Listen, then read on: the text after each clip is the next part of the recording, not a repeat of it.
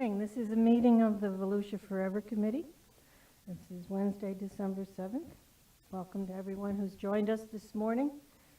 We have one member of the committee who will be joining us a few minutes later, and she'll catch up with us. We expect her to be here shortly. So with that, call to order, please. Marianne Connors. Here. Wanda Van Dam will be here momentarily. Steve Crump. Here. Gerald Fieser. Here.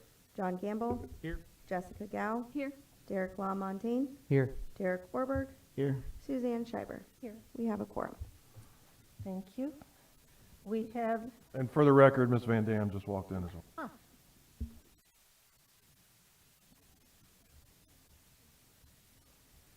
good morning, Wanda. No problem. So we're just kicking off. We have some folks who have joined us this morning for public participation. For item number 2, we have Lisa Gallant. Is it Gallant? Please come forward.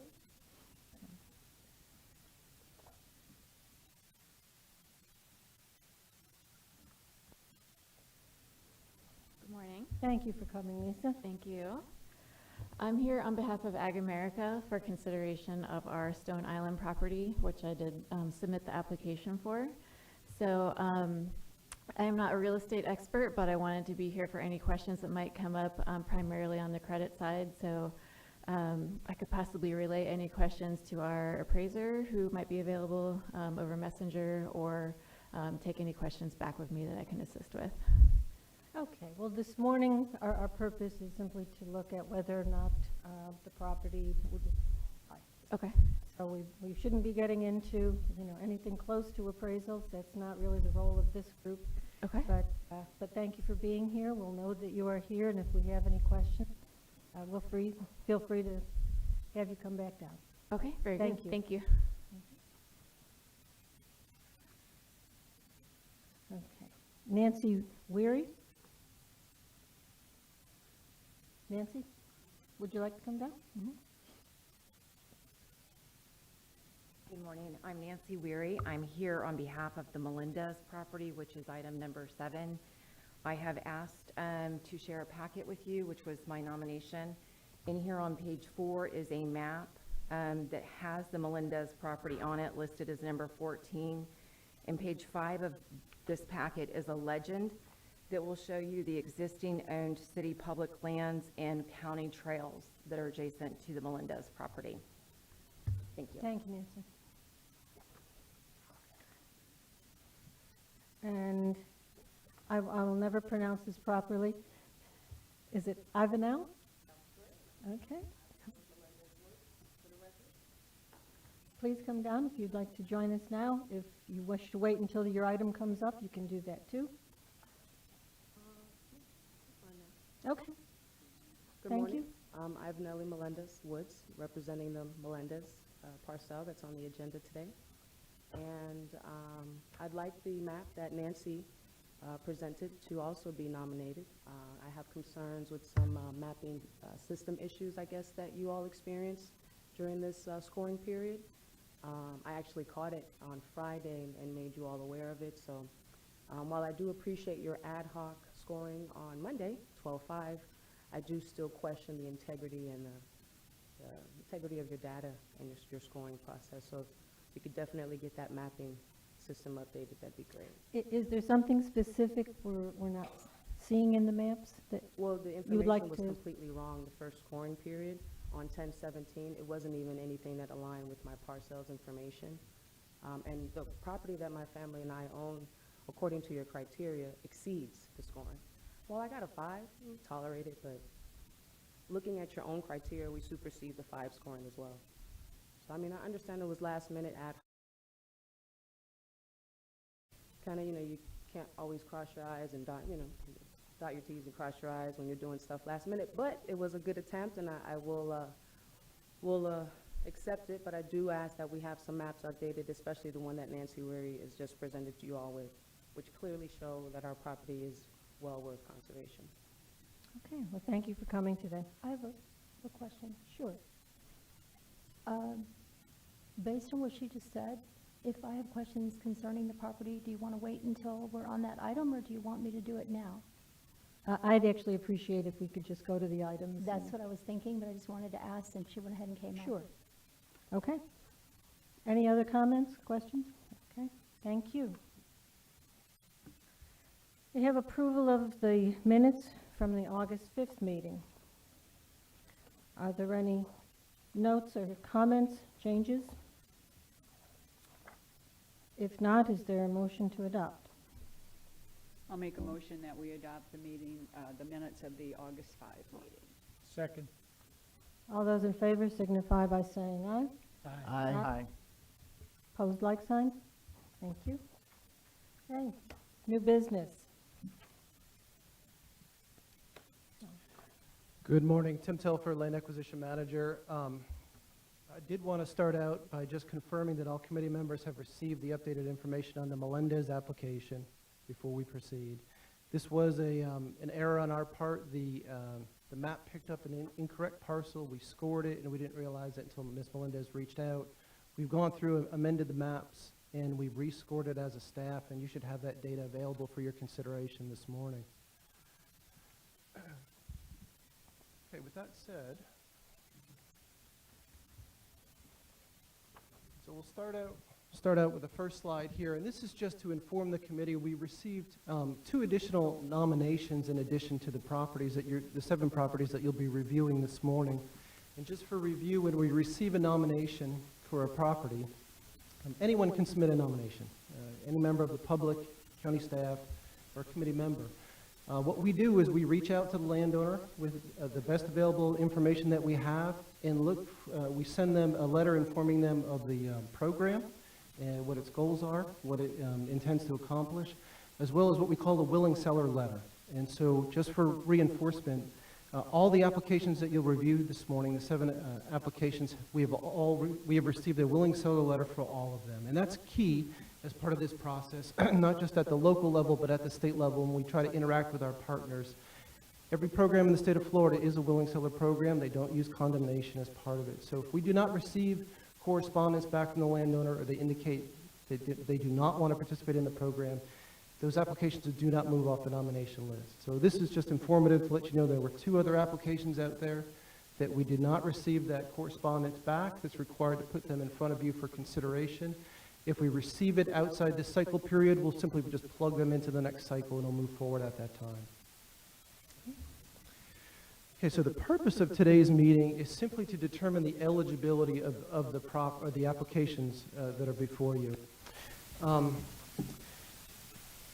I guess one of the key things to point out here is in accordance with the resolution that outlines the purpose of today's meeting, we require 5 affirmative votes that a property is eligible to be listed, either on the A list or the B list.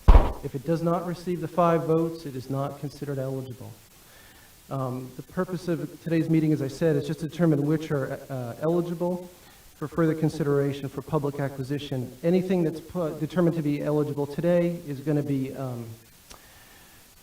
it's going to receive a more thorough report from staff that'll be provided to the committee, and then we'll have a second meeting where you'll determine whether it should be placed on the A list or the B list. Okay, so this map will cover the applications that you'll be considering this morning.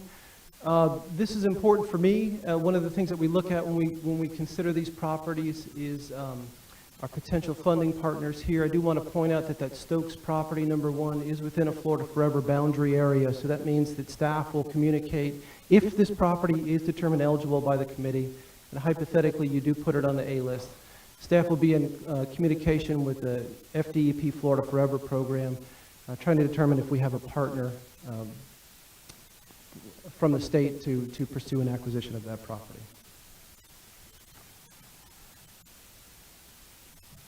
Okay, so the first application for your consideration this morning is the Stokes property. This is a conservation easement application. Staff scored it as a 9. Just for information purposes, let me reiterate that a conservation easement requires a score of at least 5 of the 19. So staff has determined that this property is eligible for a conservation easement. Obviously, that is the purview of the committee here. Our scores are advisory for your consideration. It's 906 acres in size. It is within the Volusia Conservation Corridor Florida Forever boundary area. It abuts the Palm Bluff Conservation Area. It's generally located in southwest Volusia County. And with that, we'll stand by for any further questions the committee may have.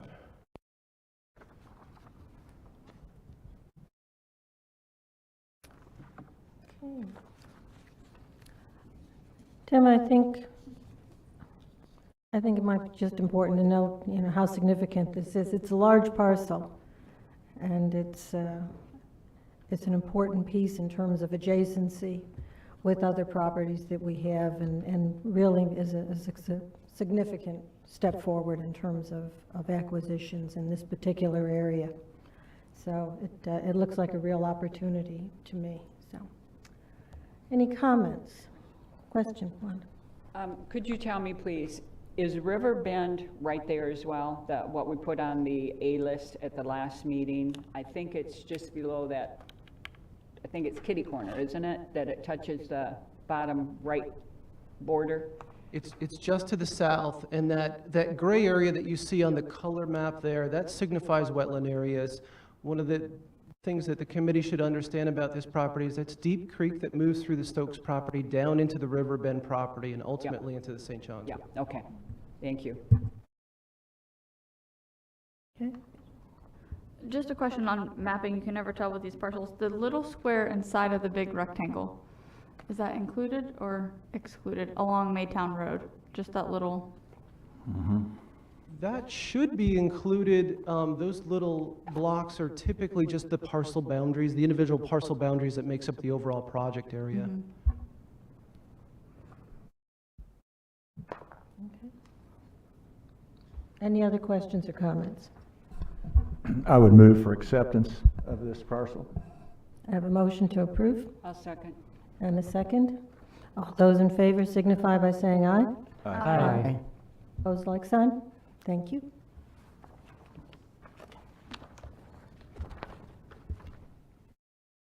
Good morning, Nick Dunham, Land Management Program Manager. Up next for consideration is the Ag America property. It is a fee simple application, 149 acres in the Lake Monroe area, and it has received a staff score of 5. What is a required score for fee simple? Fee simple requires a 10 of 19.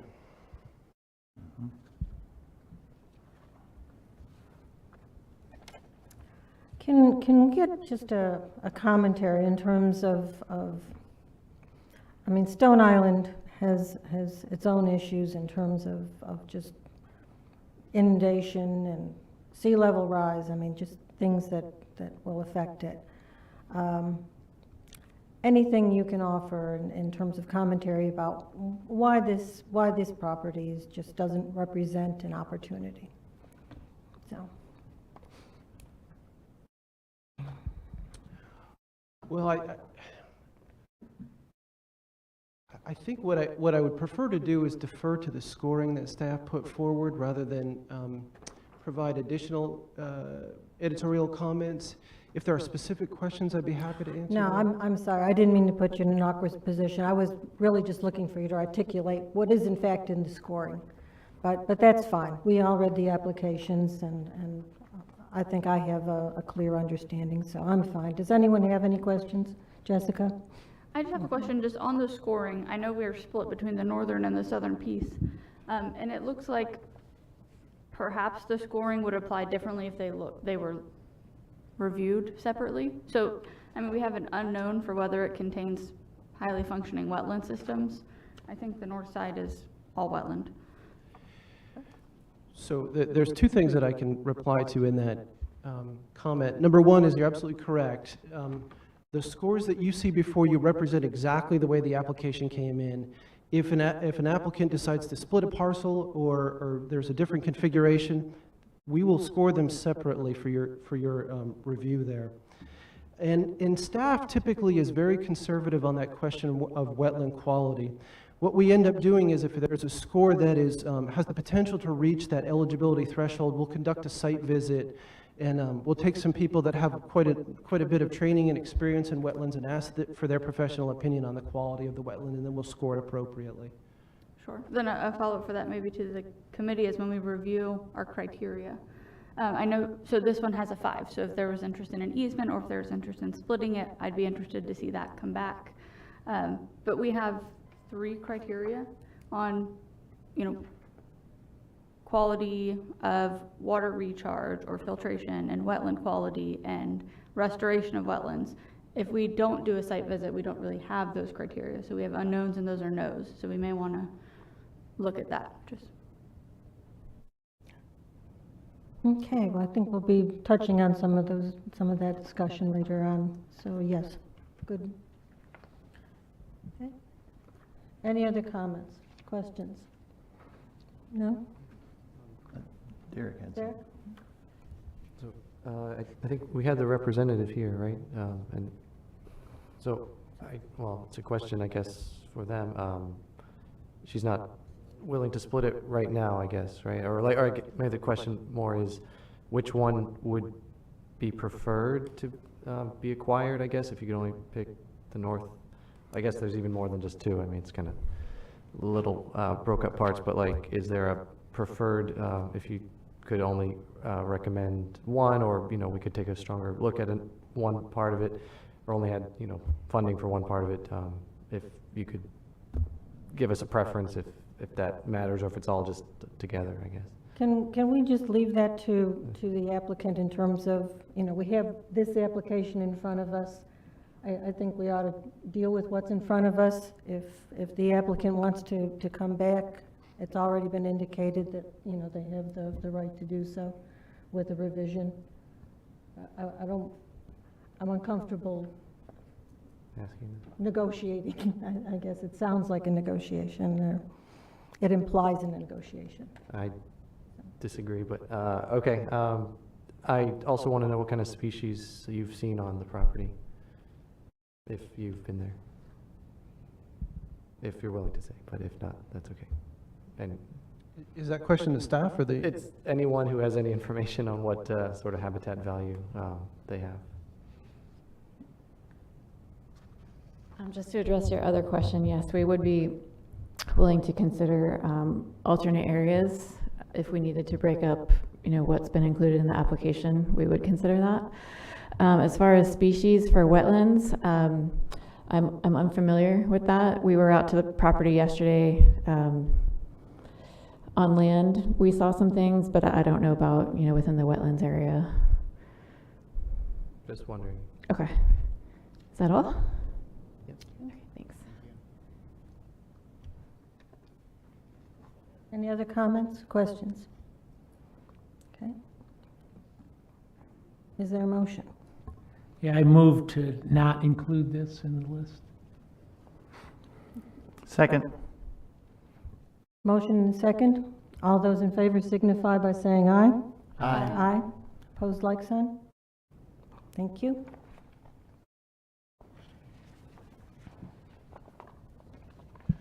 The next application for the committee's consideration is the Hammer application. This is a forest and farmlands application. It received a score of 9 on the staff review. Minimum eligibility scoring here is 7 out of 12, so staff determined this was eligible. 124 acres in size. It's adjacent to both Deep Creek Preserve and the 4 conservation easement, generally located in southwest Volusia County.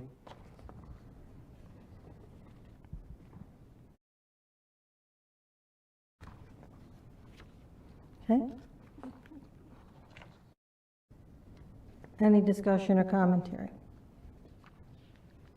It just looks like another good chance to expand 2 or more existing conservation pieces.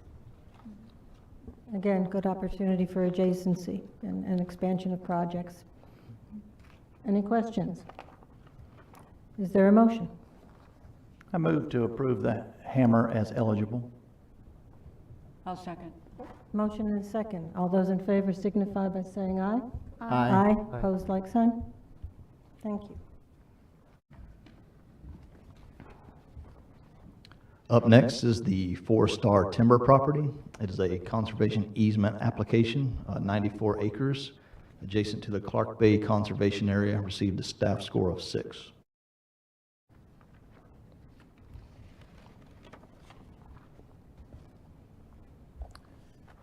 Four Star is next to one or close to one that we approved prior, isn't it? I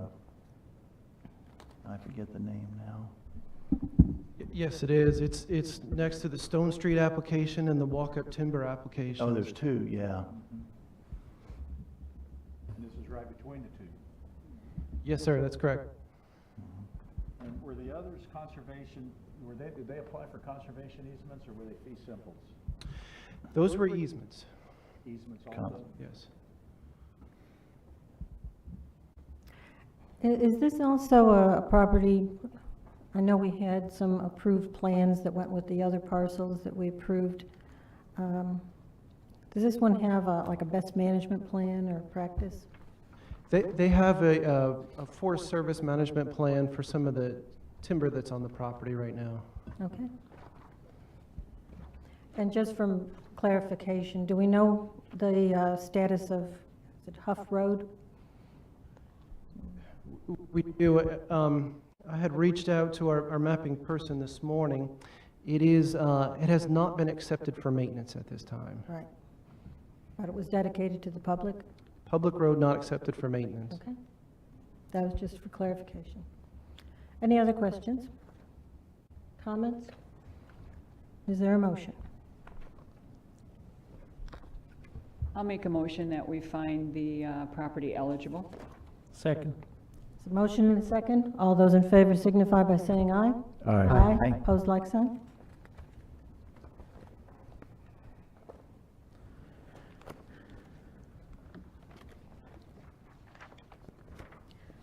Okay. Item 5. Derek, you're the contact on this parcel? I am the person who nominated it, and that is my only connection to this parcel. Other than I've been there and I know where it is, and I'm happy to share my views on the scoring. Okay. Do we have the applicant here for presentation?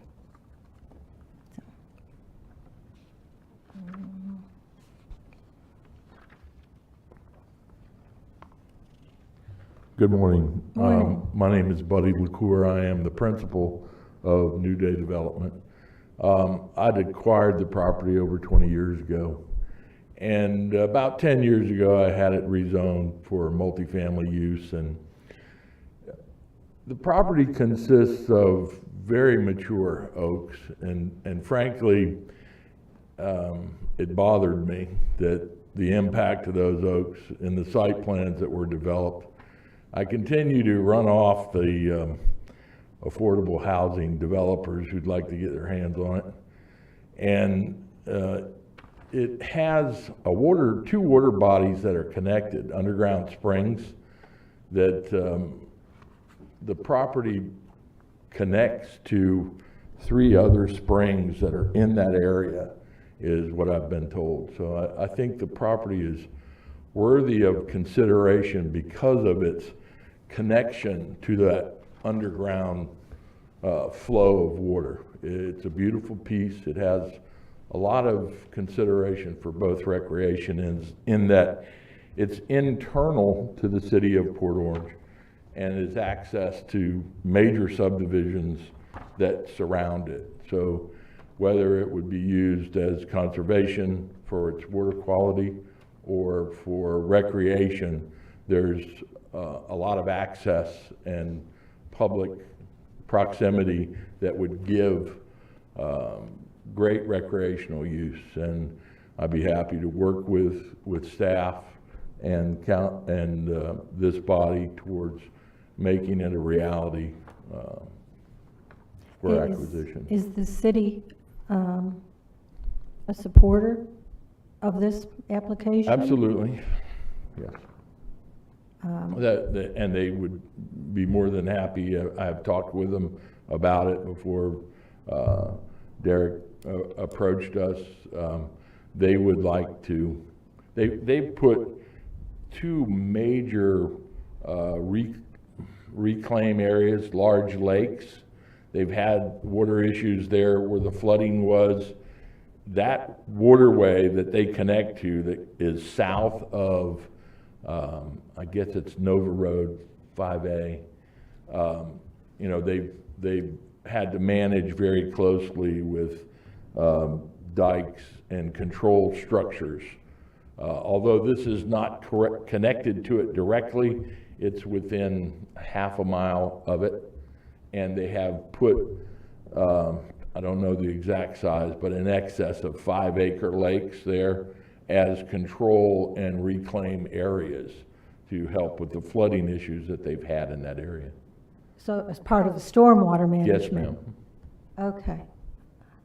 So okay, I think I understand that. I gotta ask, you've owned it for a long time, and it's certainly located in a fully urbanized area. Have you tried to develop it? I am doing much larger projects now. I have 3 projects under development now, all in excess of 100 acres. And it's kind of been just a little favorite spot. I've entertained a couple developments, but I haven't approached it myself, no.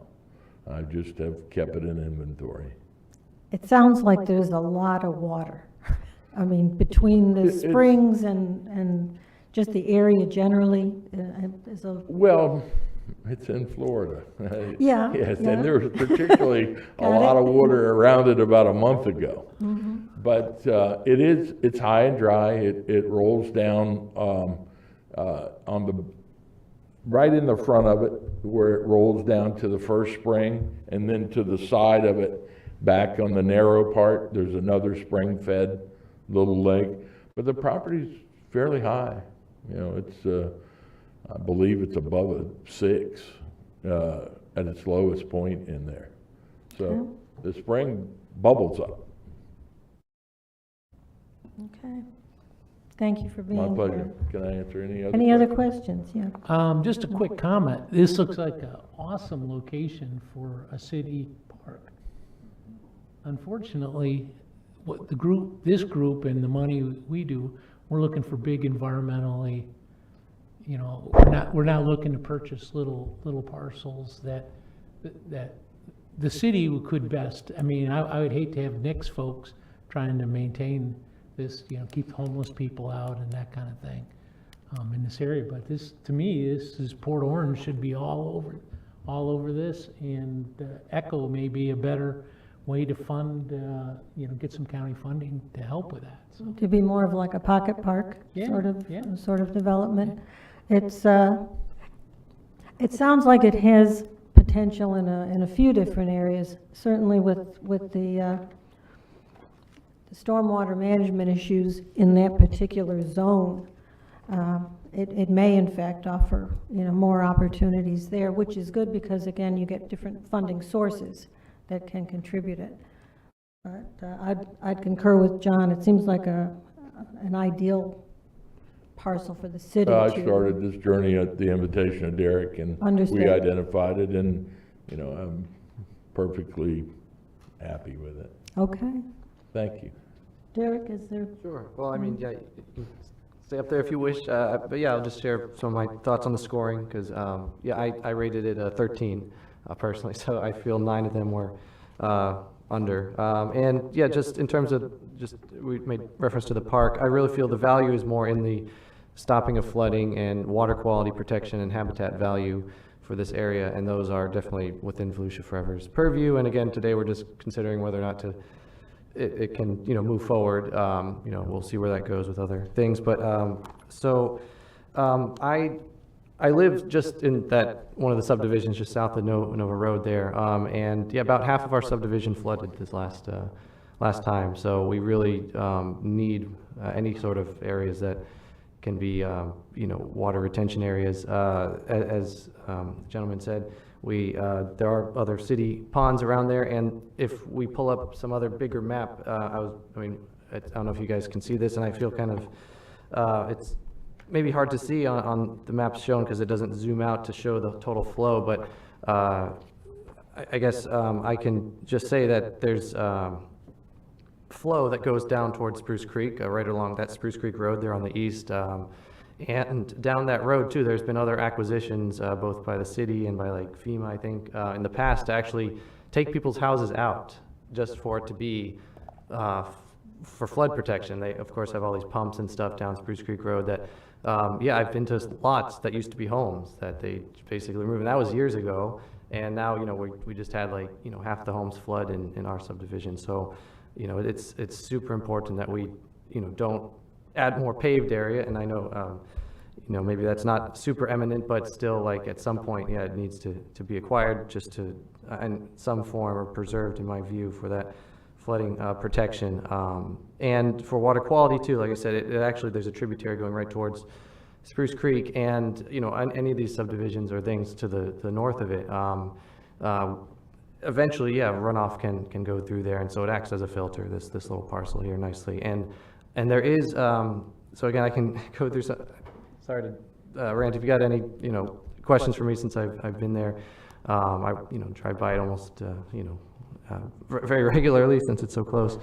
So I've seen it, and I've seen, you know, species on there. I've seen owls, lots of other birds, and there is a little creek you can see. So it said one of the criteria was it's like not adjacent to a waterway, and that's, I disagree with that criteria evaluation, because yeah, there is a stream right there, and it actually connects this large city retention pond to the west. It connects under that little road, I think Miles Drive, and basically, yeah, it's all interconnected, both for stormwater management and for water quality eventually going towards Spruce Creek. So, you know, this parcel is small, but I think that's its value because its location. You know, there aren't, you know, 100-acre parcels in this area. This is the biggest. It's not like 1 acre either. I mean, it's around 10, and I think that's still it fits what we, you know, as a program are looking for. And again, we just, you know, we approved many other larger projects. This is like 1% of, you know, the size of the first one we approved today, and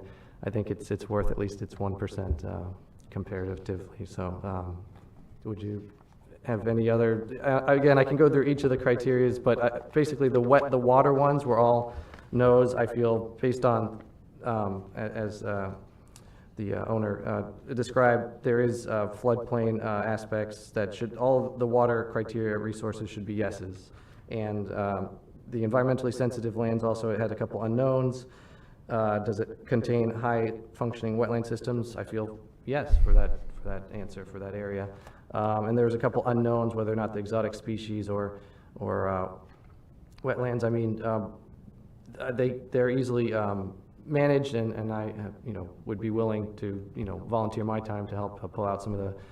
There were some like air potatoes along the edge, but I mean that's generally for that area, and that's so again, it's manageable for sure, and should not be just these unknowns, you know, lowering the score to a point where we can't accept it. So that's my opinion, but thank you for letting me speak. Any other questions, comments? Don't necessarily have a question, but more of a comment, is that I really don't believe that this does fit under our criteria. It's a stretch. I mean, and I see that, but when I pulled this up, because I too was confused with, you know, just how the lay of the land, and this is the headwaters of Spruce Creek. I mean, this is the last piece that's in the Spruce Creek basin, and then you've got a mass that looks like mobile homes all around it, and to the south and east. But I don't know that it fits again under ours, but I sure wish there was some way that through the auspices of Port Orange and the county or whoever, that this property could be purchased and put under, but more of a park in an open space rather than preservation of property. I don't know what that is, but I would certainly encourage the property owners and the city and everybody to try to do something, because I concur with Derek that this is it's the last piece left in a sea of places that probably should have never had high-intensity development on it, because it is in a floodplain, and that we're seeing now that it's flooding and it's only going to get worse. And probably one day, if this is not protected, it'll be a big stormwater basin to collect water or, you know, apartments or whatever on it. But again, I don't know that we can include it today, but I certainly hope that someone can figure it out.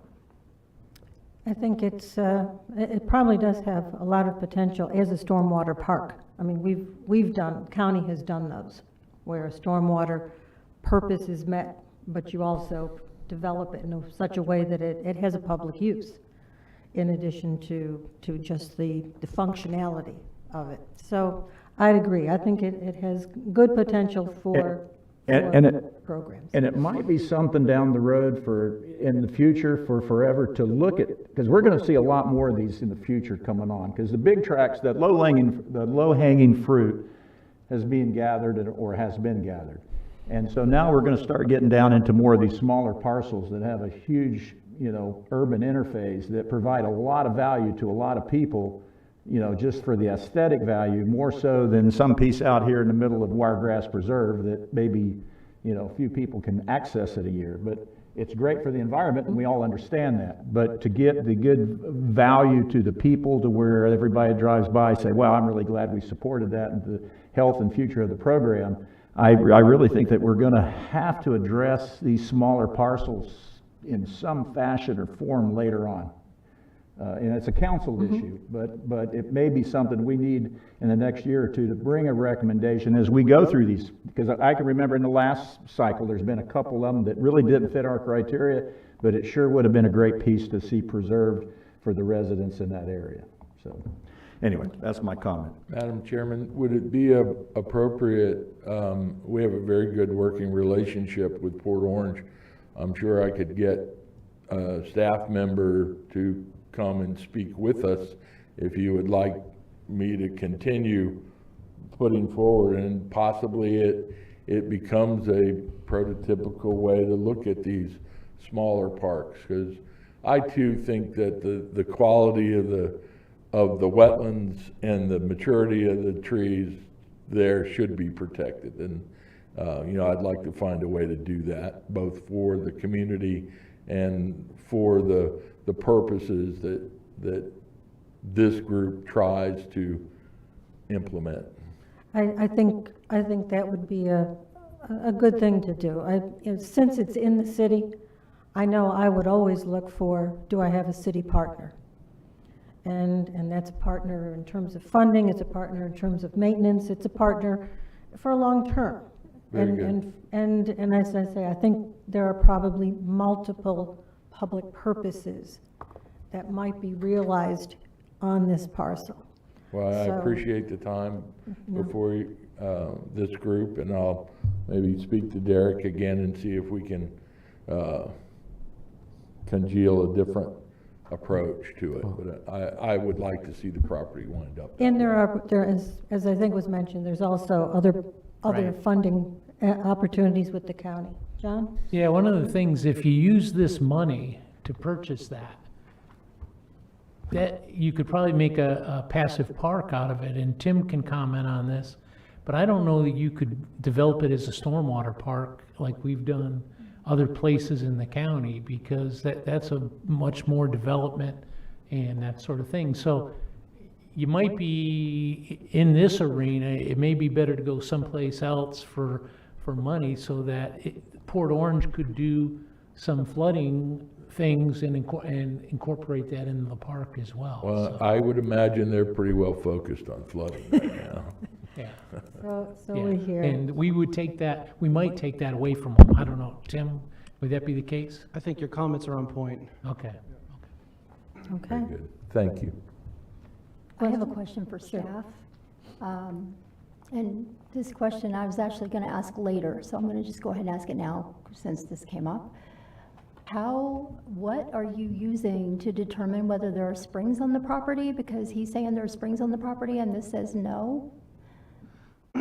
So there is a layer in the package that goes out to you that identifies, so it's an FDEP data set and identifies spring priority focus areas. Now, all this means is that we are using a data set that has an inventory that's been mapped by the state, where they understand those springs are of a certain magnitude. It doesn't mean that we're going to capture every spring that's known with that data set. And if new information comes to us, we'll absolutely consider that in the scoring. but we were not aware that there may be springs on this property. I'll wait until we get to criteria, but I think that something needs to be addressed with that question because another applicant made a comment earlier, and when that's going to come up here too. So it's raising the question more than once today about what we're using to determine springs. So anyway, I'll address it when we get to the criteria. I've got a, Jessica, Oh, I'm sorry. sorry. I just wanted to know, I know we're talking about how it doesn't meet the criteria, and I agree, but it's a 4, so it's close to a conservation easement criteria. And I think if we had a funding partnership with the city or something like that to look at, then we would be within the realm of something we could look at, either partially conserving part of it and working with them, so. I just want to point out and reiterate what was said, that Volusia Forever was not meant to change the land for stormwater. And I think the point there is that Volusia Forever money can be restricting also, and that may not be consistent with maybe best purposes. So sometimes our money has constraints to it that may not occur with other programs, and I think that's what's being presented. So, okay.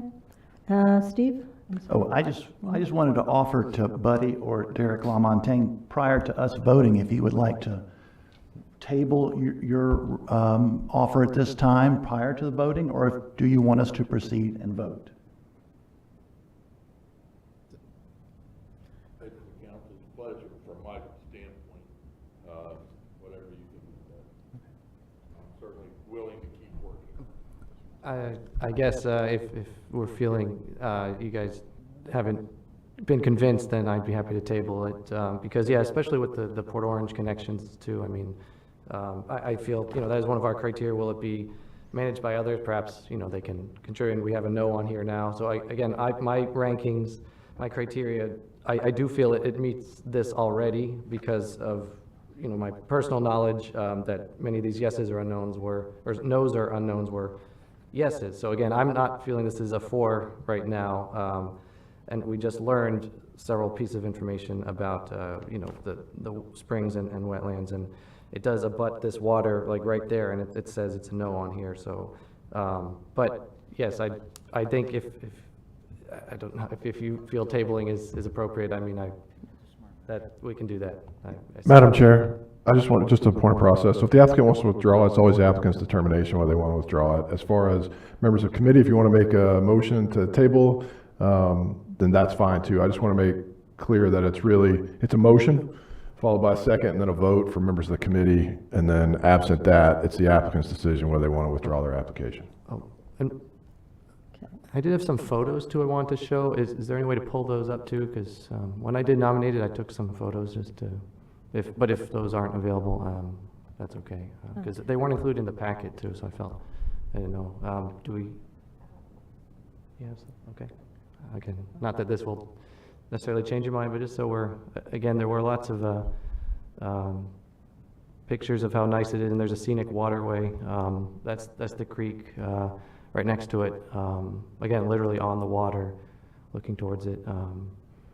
I helped clean up that creek once, and again, it's a very beautiful area. And again, if you go up to the, earlier there was the floodplain maps, which aren't in color really in our views, I think, shows where those 2 large wetland sections are. So again, I don't feel that maybe a park is appropriate. I feel it's more that it needs to be preserved as it is, basically. And that's what Volusia Forever does, as opposed to, making it into a park that, is like that. So again, based on what you're saying with these photos, do you see that being altered for stormwater storage? I mean, I'm saying on this picture right there, if you see, there's the big stormwater thing to the left, right? Do you see that big? So that, I mean, it could be turned into another lake, kind of like that, and that might be what it is, but I feel if it's preserved as it is, you get both the habitat value and the water storage. Whereas later down the road, right, if Port Orange takes complete control of it, it might just be like, oh, let's just turn it into a big, sinkhole lake, which again might serve the function, but I feel it actually serves a very similar function right now in conservation, in preservation. And not as necessarily a park to walk around, and not as just a big hole in the ground for water, but as habitat value in this last place where it's valued. So again, for habitat, for water quality, for flooding, it does all of those as it is, and the only way to save that as is to at least consider it with Volusia Forever, and we might be able to find partners later. And it might turn out to be a B later too. Again, remember, we have a B listing, and maybe it could be on it, so if we move it forward today, which I'm hoping, well, that's my opinion, that it could, we could decide here be at a future point. And yeah, that's my thoughts on it. So I'll make a motion to move it forward today. That's my motion, if anyone wants to second. If not, that's okay. For clarification, you're moving to approve it as eligible? As eligible, yes. Is there a second? I'll second so we can vote. Okay, there's a motion and a second. All those in favor of approving for sending this forward signify by saying aye. Aye. Opposed, like sign? Aye. Aye. Okay, motion fails. Is there a motion to do otherwise? Can I make another motion to table it? Is that a possible? No, it's already been failed.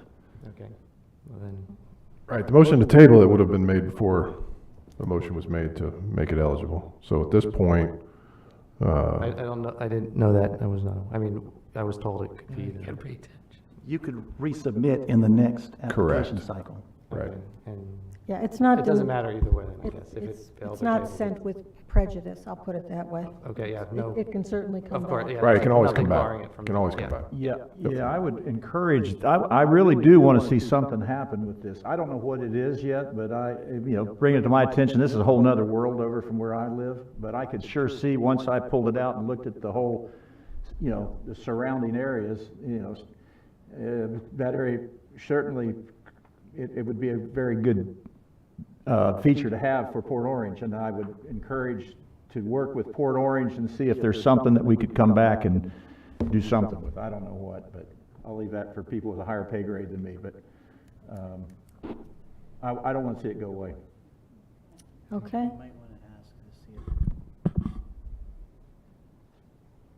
So, Okay, yeah, okay, yeah, we'll work on, yeah, please come back again, we'll hopefully have. Mr. DeCour, thank you so much for even bringing this forward. We appreciate your interest. Okay. Last item. Let's see. Next Next. item is Orchard Street. Next up for consideration is the Fisher property.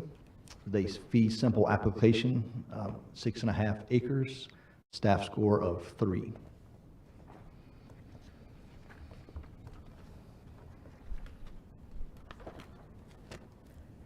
Any questions or comments?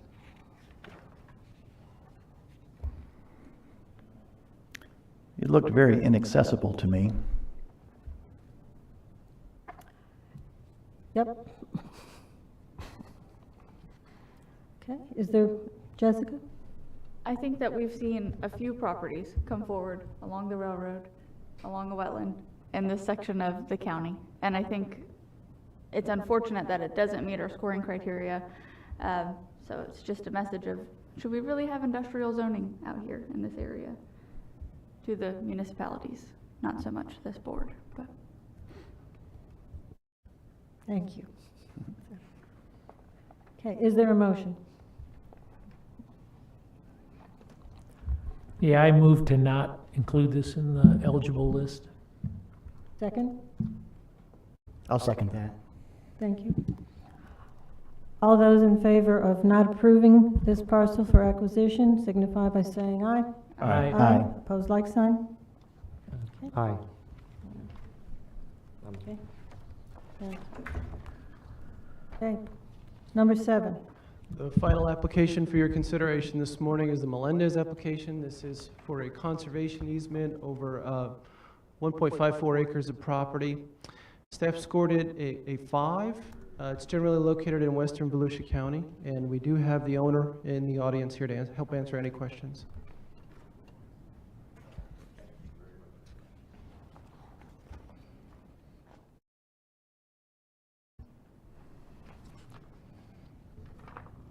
I have a question concerning the springs, which were brought up. I wanted to know how many springs were on the property since the owner's here?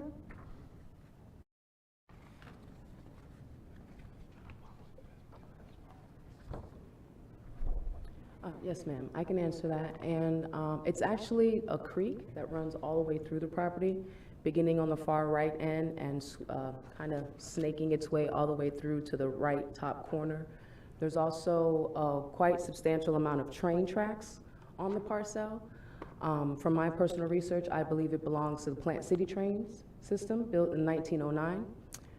Also, I'm just gathering that data from the locals who live in the area, who their family members worked on the train that would stop there and drop off timber. And there was also a stop back in the time during the Civil Rights era where the black people had to get off there because they were not allowed to get off on the other side, near Orange City or DeLand. And there are decks, there are staircases. The property has ebbs and lows. The area that my family wants to build on is outside of the flood zone and is elevated about 50 feet above ground. Everything else kind of sloops down, and that's where we believe the actual train went through. Substantial amount of habitat life. We've seen bears there, deer, turkey, owls, gopher tortoise, those things that burrow in the ground, the turtles that go in the ground. I had an environmental assessment done back in 2017 by a company called Biotech Consultations.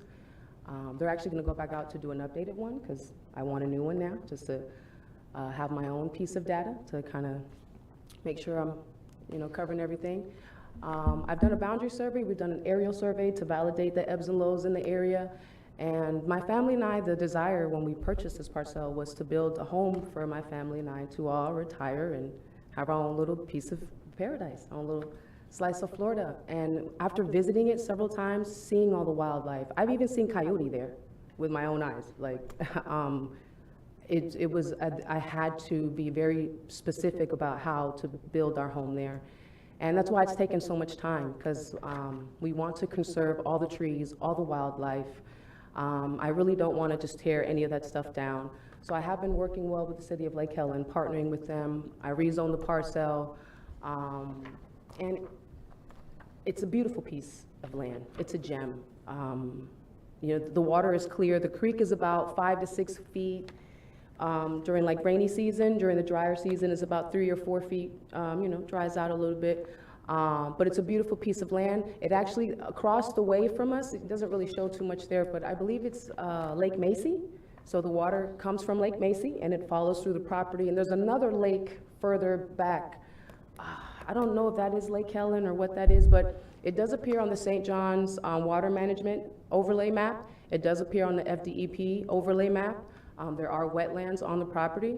One of the wetlands is not functioning according to the environmental assessment I had in 2017, but the other one is. And there are also shrubs and plants and herbery, like, I forget the actual term, but a species of plants that may not ever exist if we don't conserve that piece of land.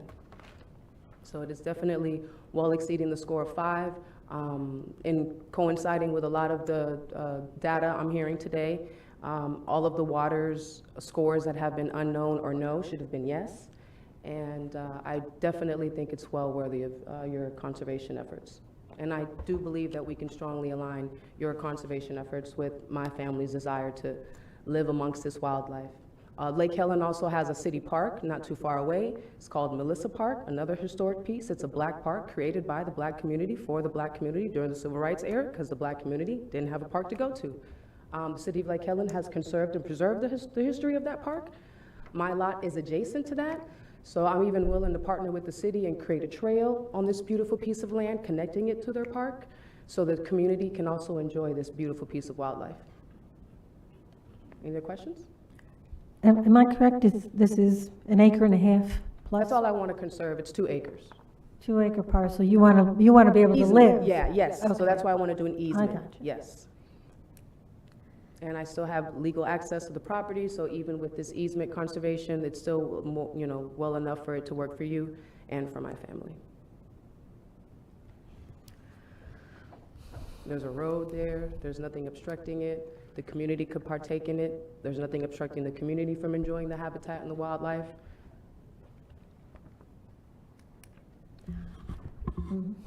I couldn't hear a lot. You weren't always speaking in the microphone, so. Oh, I'm sorry. That's fine. I got a lot of it, but the parcel, you're not wanting to put the whole parcel in, you just want to put a section of it in and then build a house there. Correct. And keep it. Correct. I see. Okay. I want to live amongst this wildlife. I want to enjoy the wildlife in the area and conserve it, so I can retire there and see. And it's what was it, 5 acre? No, No, it's it's a one, two- it's it's an a- acre and a half. But how much is the whole parcel? The whole parcel is 2 Two. acres. 2 acres? Yeah, 2.1, yes, sir. Keeping half for herself and preserving the other Correct. Oh, well, half. Great move. Huh? Then you don't have to pay tax. yeah. I was going to say, that, a lot of us have that too, and we keep woods on our property, but we don't get the government to pay for it, but, Well, You can change. live there. I mean, Oh, I you, know you I can can. still build your house. I mean, that's not, Well, is that what would be stopping you all from conserving it, that I want to build my house there? no, well, I think the question is, it's a fairly, it's not fairly, it's small. It's a small piece of property in The terms big bang. of what this program, Yeah, well, it's a small piece of Generally property, looks but it at. super exceeds, it has more things to offer than most of the properties you have with 90 and 100 plus acres in that small parcel. I don't know that it offers what we usually get in terms of larger, not just larger pieces, but larger pieces in certain areas with critical resources. I mean, Well, this is a smaller this piece. program, what you're describing, you mentioned, aside from some natural features, that it may have some historic value. But the historic value doesn't supersede the habitat and the wildlife and the conservation. And it's also a smaller piece of a larger corridor. And Nancy Weary provided that map, which I would also ask to have it publicly shown or publicly accepted or added to the record. But yeah, this is a smaller piece in a bigger slice of a pie. And if we preserve that, it would align with that corridor and everything else that the city and the county wants to do with the land. Well, I mean, it can be, I'm not sure why the public would buy it to preserve it. It's yours It's to not buying it, it's preserve. an easement. Can I have Oh. I have a question? The original nomination had 25 pieces, right? Correct. That created an overall connected corridor that may check more boxes, I would say. Correct. I'm assuming we have before us the 1.5 acres because you were the only willing seller of that nomination. And so I may say, Yeah, that's not Yeah, accurate, because Of the 25 parcels, there's 15 owners, and 3 of them are interested in selling. I'm not sure if some of that has been scored incorrectly. I know one of the sellers didn't get their paperwork back in time. They are interested, and one of those owners is number 15, which is directly across the street. I also want to point out that the blue boxes on my map are current city-owned properties. The lines are existing trails that the county has already established. Her property, the areas that she's talking about, is connected to city-owned properties. There are city roads, there are Melissa Park, there's train tracks. It's a small piece of a larger puzzle. We are losing our wildlife. We need this corridor. I have walked 35 acres up from 1 through 10, and it is spring-fed. It is the most beautiful. I'm from Florida. I was born and raised here. I remember what old Florida was like with the clear water, and it's here, and it is here. And I didn't even know when I nominated her property about the historic train tracks. They should be preserved. I don't know if that's your call. Somebody needs to step in and do something. And I know Lake Helen has another property that was submitted. And although I love the conservation of that property, it doesn't offer what these properties offer, not in the environmental aspect and not in the wildlife preservation aspect. I hope that you will consider this to move forward and to look at a bigger picture, because this is what the program is designed for, in small and in large. Thank you. And I would just say on that, I think we can only look at what's before us, the 1.5 acres. And so I think that if you do have other willing sellers, if you have other people who want to be a part of the nomination and packaging that so that we can get scoring and data on the overall picture, it may be helpful. Perhaps a withdrawal and get reset and combined with others maybe in order? I think that's up to the applicant, but No, I don't want my application to be based on other people's applications. I decline that offer. You know, one comment, I think if we're looking at fee simple, it's a different ballgame. But this is a conservation easement. You know, I mean, and if this is the first one in a whole group in this little corridor, how cool would that be? Now, you gotta start someplace, right? Well, five And- out of, and five you- out of 19 met the criteria. Could I finish, please? Thank you. To me, the only big problem with the county is that we have to go, and since it's conservation easement, we have to do, you know, the inspection and that kind of stuff. Other than that, we don't really have any part in this thing. It's just to preserve, you know, 1.5 acres of that. And if people see that, maybe everybody else in that area starts to think about plugging into that. I don't think there's a lot lost. I don't think it's a lot of money. And I don't think, you know, there's a lot of effort from the county. So, you know, I normally don't like little things. I wouldn't buy this, fee simple, but protecting with a conservation easement, I don't have any problem. I think it's a cool idea. Something I would do, maybe. Chair Connors, Steve, so, I just want to remind the committee today, we're just determining whether it's eligible or not. We don't need to get into the weeds of how that was what I valuable was it going to is. say, Steve, thank you. May I add one more thing? I'm sorry to interrupt. Can you please step closer to the mic? The public can't hear. I'm sorry. The score actually, I know it is a 5, and that is what is mandatory for consideration today.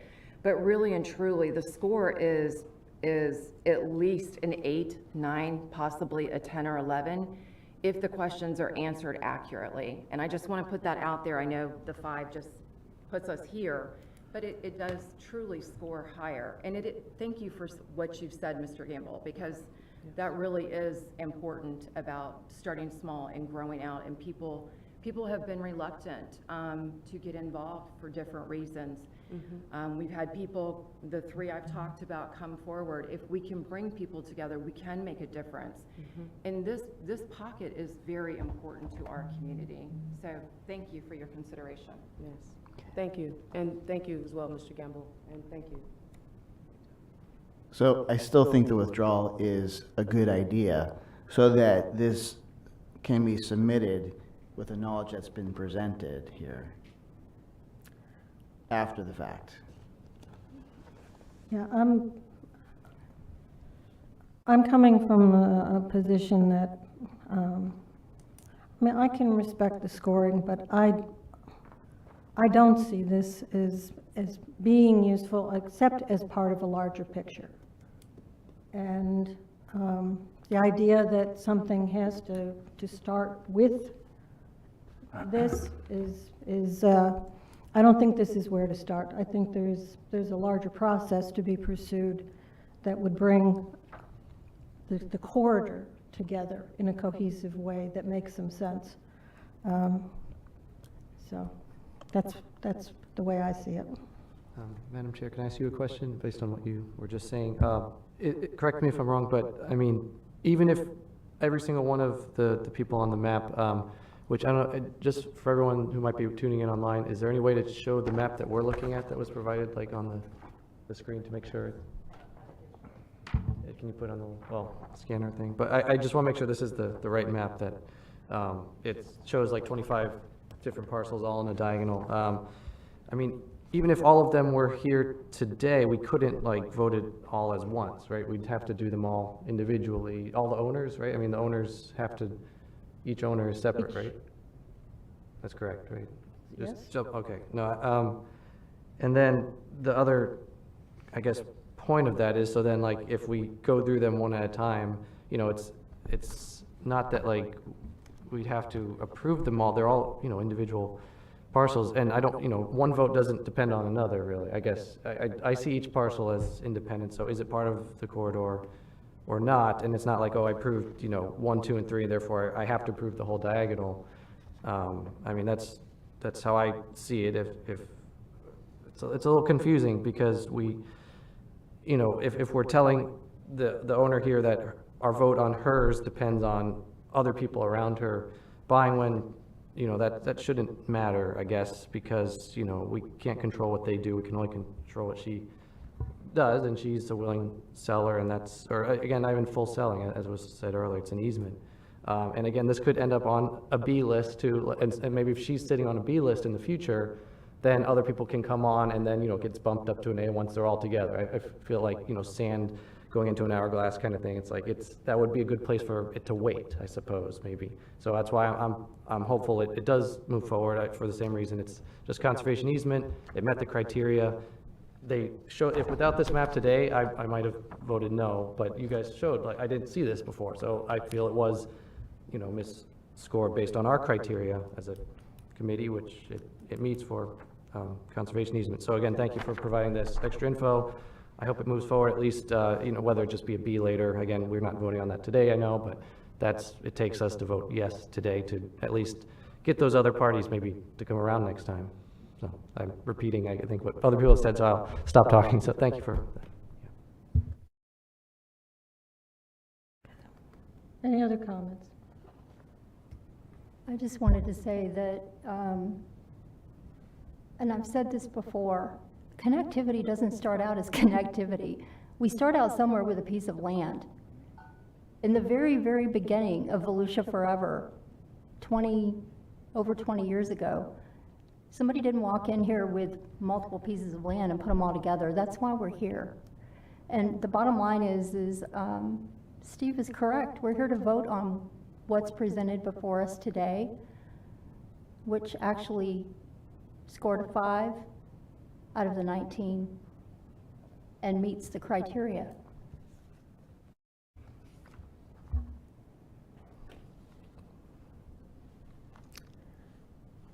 Any other comments? Okay. Is there a motion? I moved it to put this on the eligible list. I'll second. There's a motion and a second. All those in favor signify by saying aye. Aye. Aye. Opposed, like sign? No. No. Okay. Motion passes.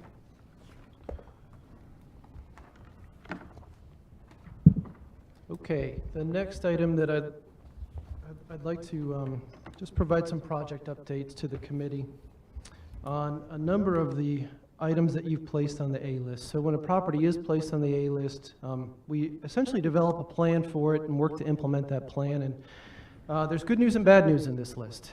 I'm going to start from the top and work my way down here. The first one starts off with a bit of bad news. The River Bend Ranch Reserve application has been withdrawn. We had started dialogue with the owner.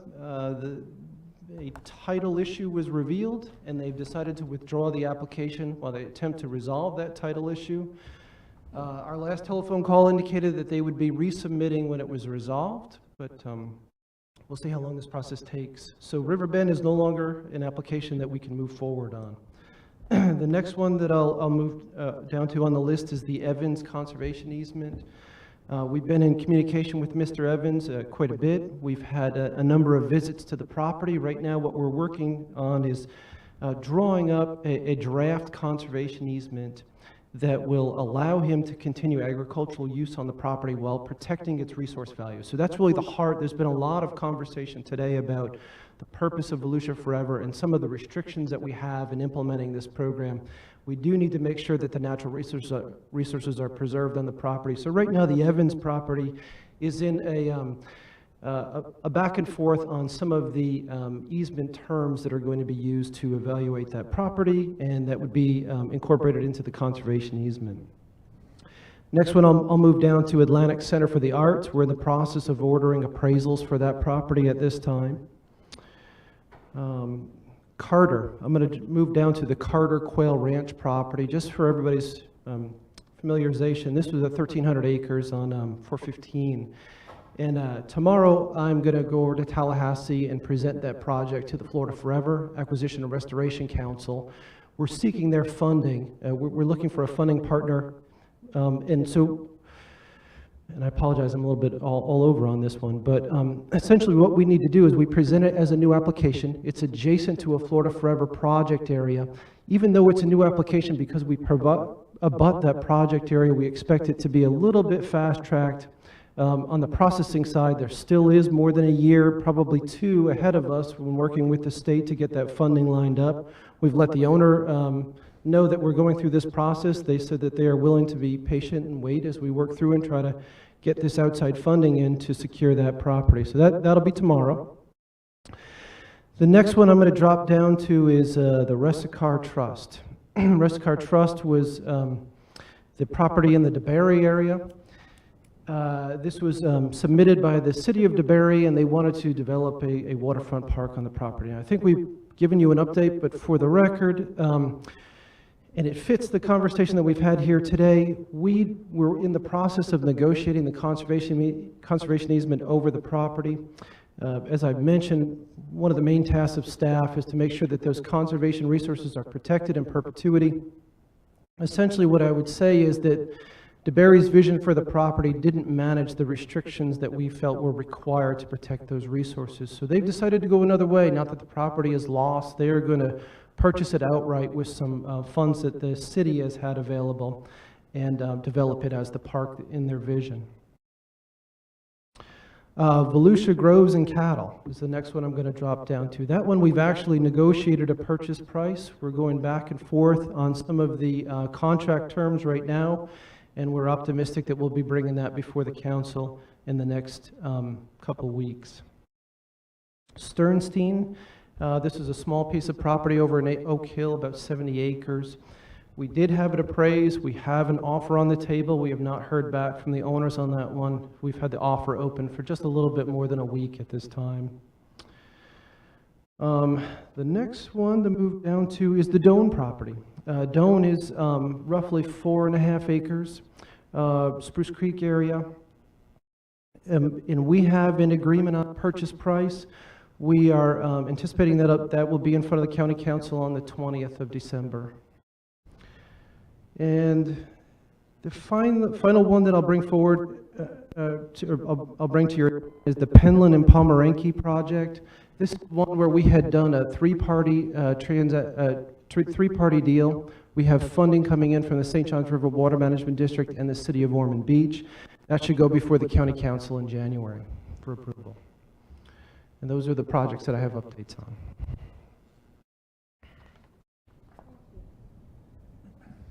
Thank you. And then the final item is a review of the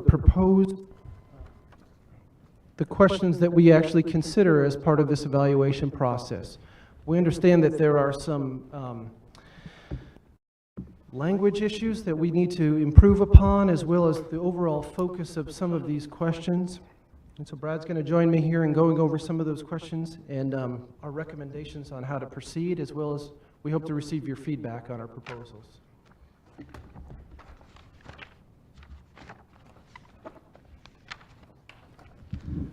So just some context. We had spoke to the committee and said after we get through 3 cycles, we'll revisit the criteria to see how they can be improved. So as your staff, we had some recommendations for your consideration as well. So what you see before you are on the left-hand column is our current criteria as adopted by council, and on the right-hand column, which you can't see very well with the red, is the staff recommendations in terms of how to improve them, to make them really measure what we're looking for. Also, fine-tuning some of our measurements, and I can explain those to you when we get there in terms of finding a more robust data set to help us answer the question.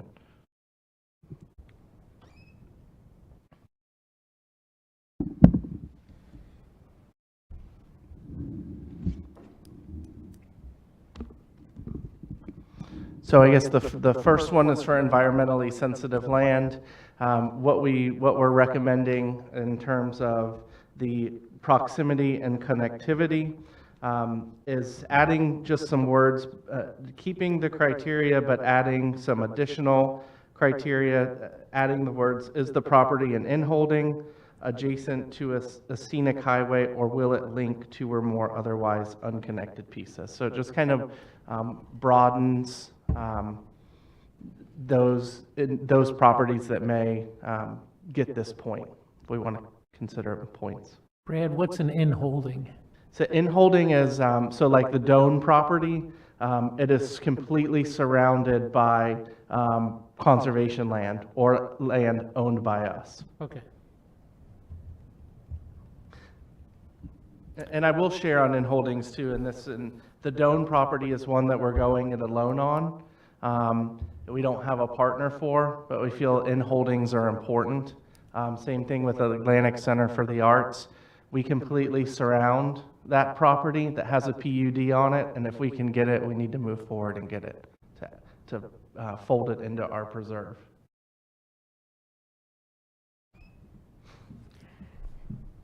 So Brad, what I'm hearing is you see those two elements, an in-holding or an adjacent property can be equally valuable. Absolutely. The purpose is, functionally, is that it's connecting. Yes. So, okay. Brad, question on the scenic highway. What makes a highway scenic? It's a state designation. Can we add the word designated scenic highway?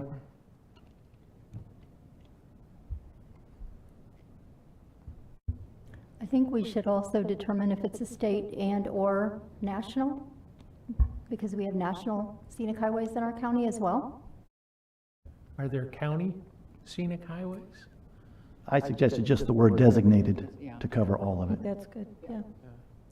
I understand that. The applications are very different, though, just so you know. A state scenic highway is determined by the state FDOT, and a national scenic highway is determined in a much more difficult criteria.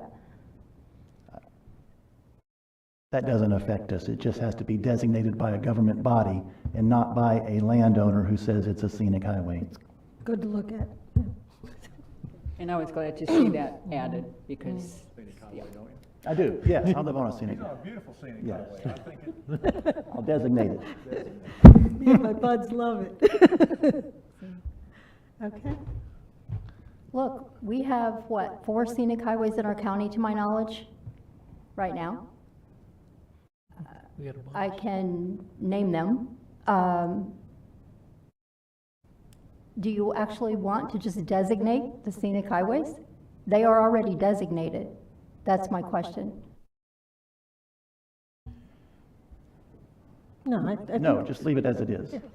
It picks up anything new that comes in. okay. I'm good. So then we water resources, we really tried to be a little bit more thoughtful, especially after the flooding we've seen, and thinking more about kind of floodplain function and protecting that floodplain. So we'll get down to that, but number 6, what we're asking is just for a bit of clarification or what our recommendation is for your consideration. In the past, the corner of a property may have had a piece, a very small piece that was a high water recharge area, and we gave that point because it did have some high water, but what we're saying is, let's make sure that it's a significant piece and over 50%, meeting that medium or high groundwater recharge element, or been identified as a critical wetland by the St. Johns River Water Management District. So last legislative session, there was a bill in session that required the water management districts to, in their jurisdictions, identify critical wetlands. And we've met with our water management district, about 3 or 4 per county, I think they've identified.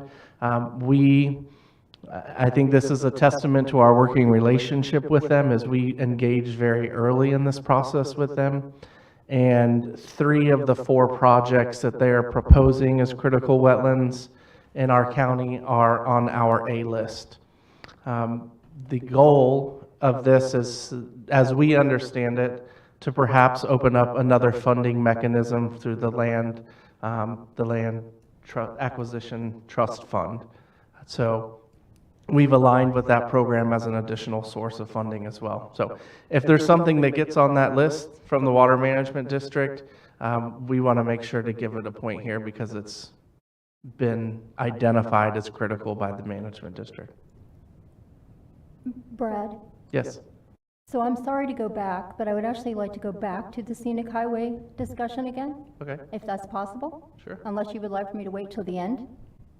The chair runs the meeting, so she can. Can we hold it until the end and just go with what Brad's covering right now? Yeah. We'll come sure. back. No problem. Promise. Okay. So are there any questions on the changes to 6 or recommendations? I have a question, Brad. Yes. Are we defining this so we qualify for another funding source, or I don't understand the why we would change it to a higher threshold? Because that minimizes an opportunity for some properties, it seems like. It does minimize property, but the thing is, if we're giving a property a point for having a significant amount, we want to operationalize significant. Right now it says significant, but we haven't operationalized it in terms of what is significant. So what we're doing is just, right now we go back and forth in the room as what's significant and what is not. I think by operationalizing it, it just helps applicants understand what we're saying is significant. It helps your staff team understand what significant is as well. See, I think that, is 10% significant? I mean, they're proposing 50. We may want to lower that, or we may want to raise that, but it makes it kind of nebulous, because significant to some people might be 5%, you know, and I'm not Depends on the advocating land that. mass as well. I like the 50%, but it doesn't mean you're going to like it, so it's.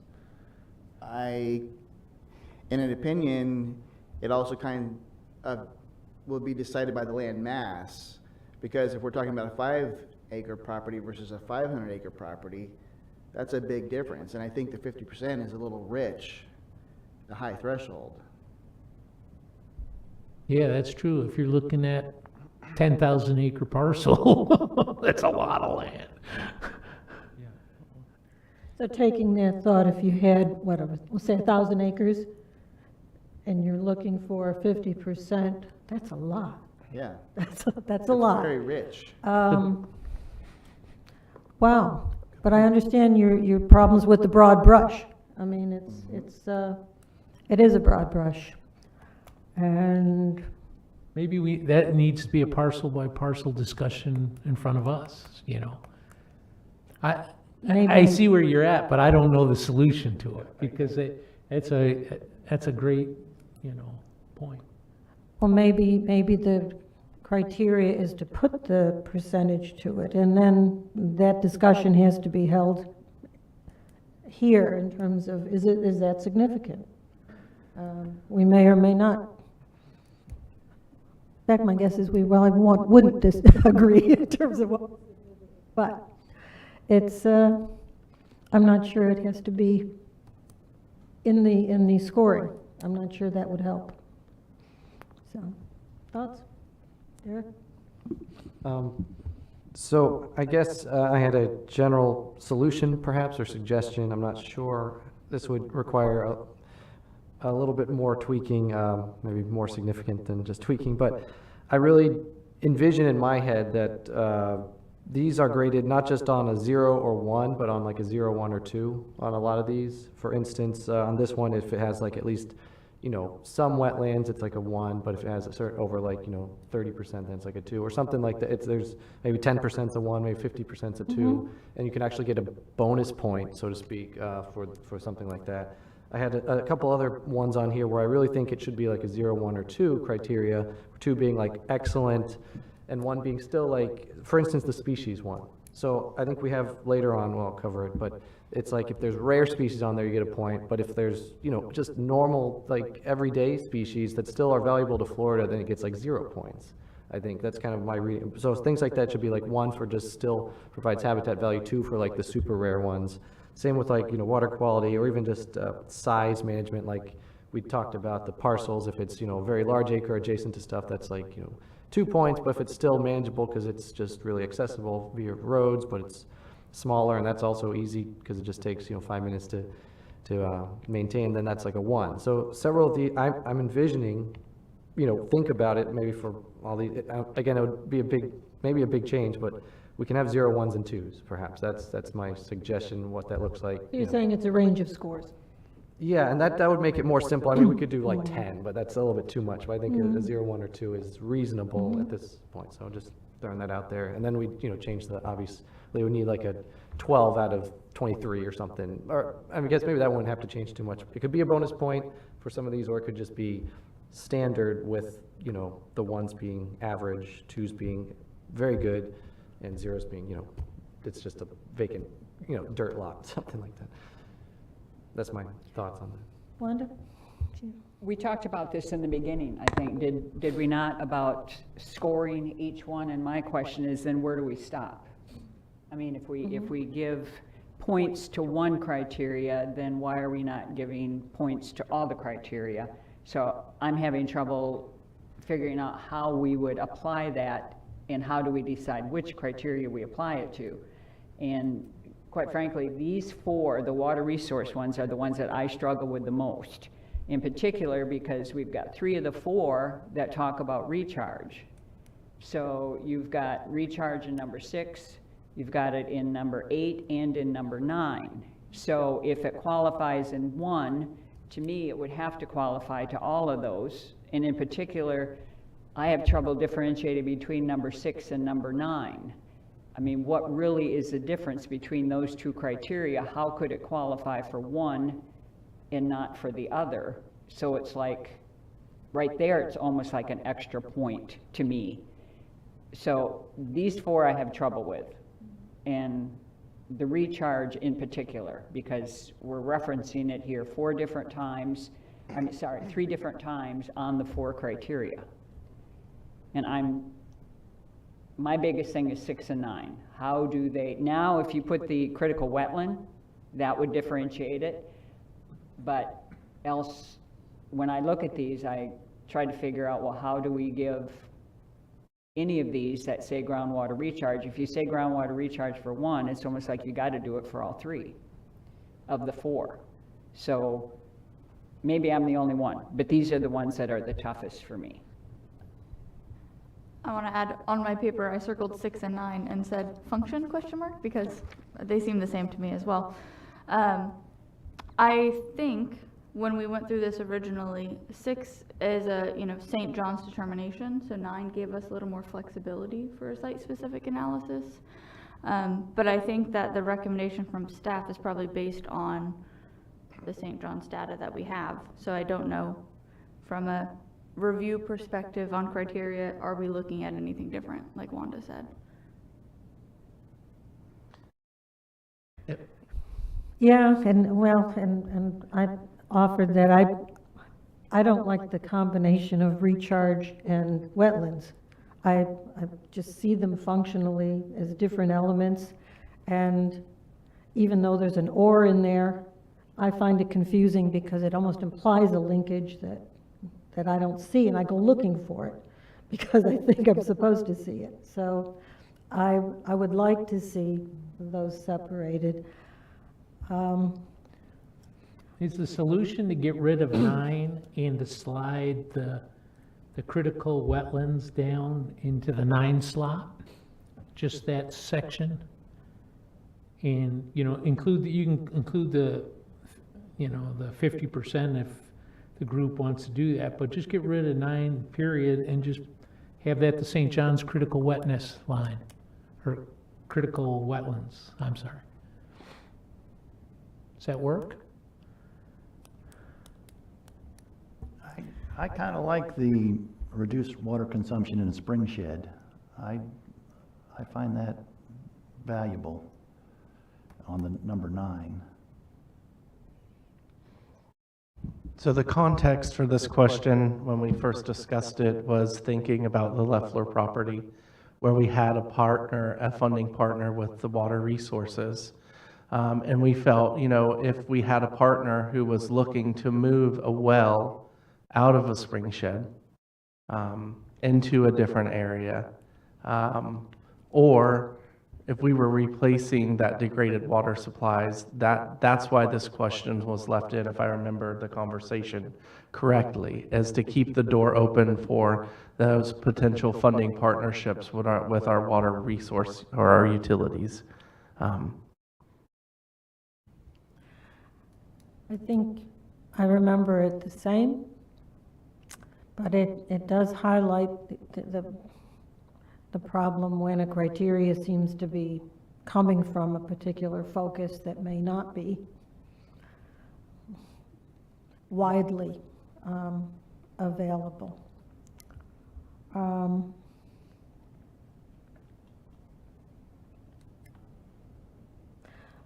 don't want to lose that benefit. It almost sounds like it is sort of a bonus feature, you know? It may not be widely available, but it is a bonus feature. Same way dealing with significant. I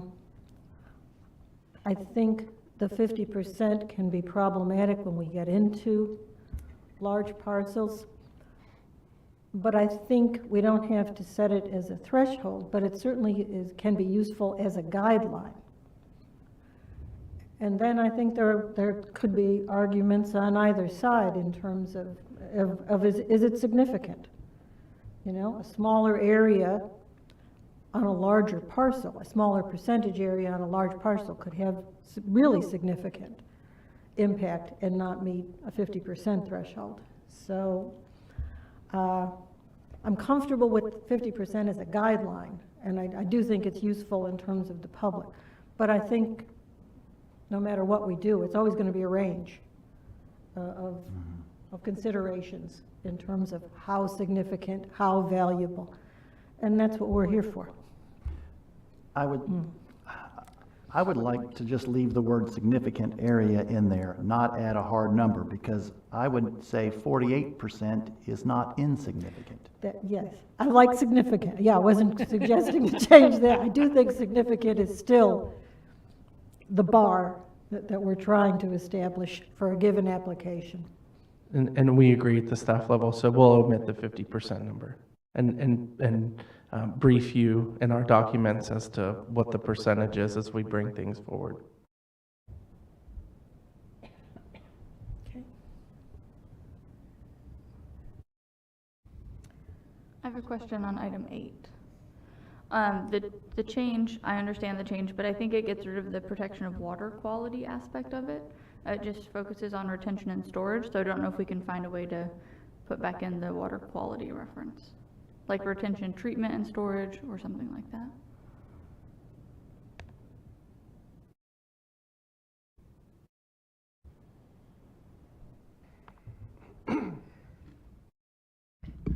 Okay, so you want to capture We had this treatment discussion element. at the staff level, is how do you measure protecting water quality? Yeah, Brad took the words out of my mouth. What you're going to hear us do is regurgitate a number of conversations that we've had internally here as we've worked projects through these questions, and we go back and forth. It's very difficult to find language that performs the task that you're trying to accomplish there. There were times we struggled with protect water quality. What exactly does that mean? Is it just a wetland adjacent to a surface water? Is it the headwaters of a riverine system? What does that mean?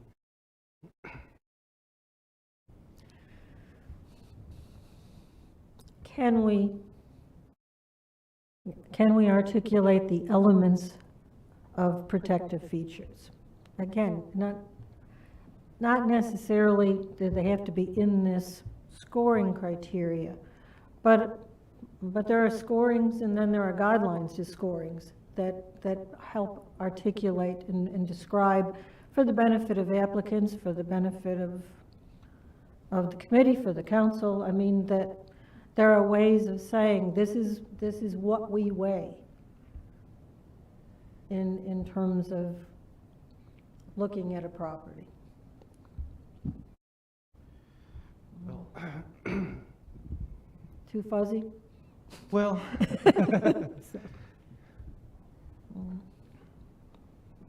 We have those internal guidance. I mean, we have the guidance. We try to apply the criteria equally across properties.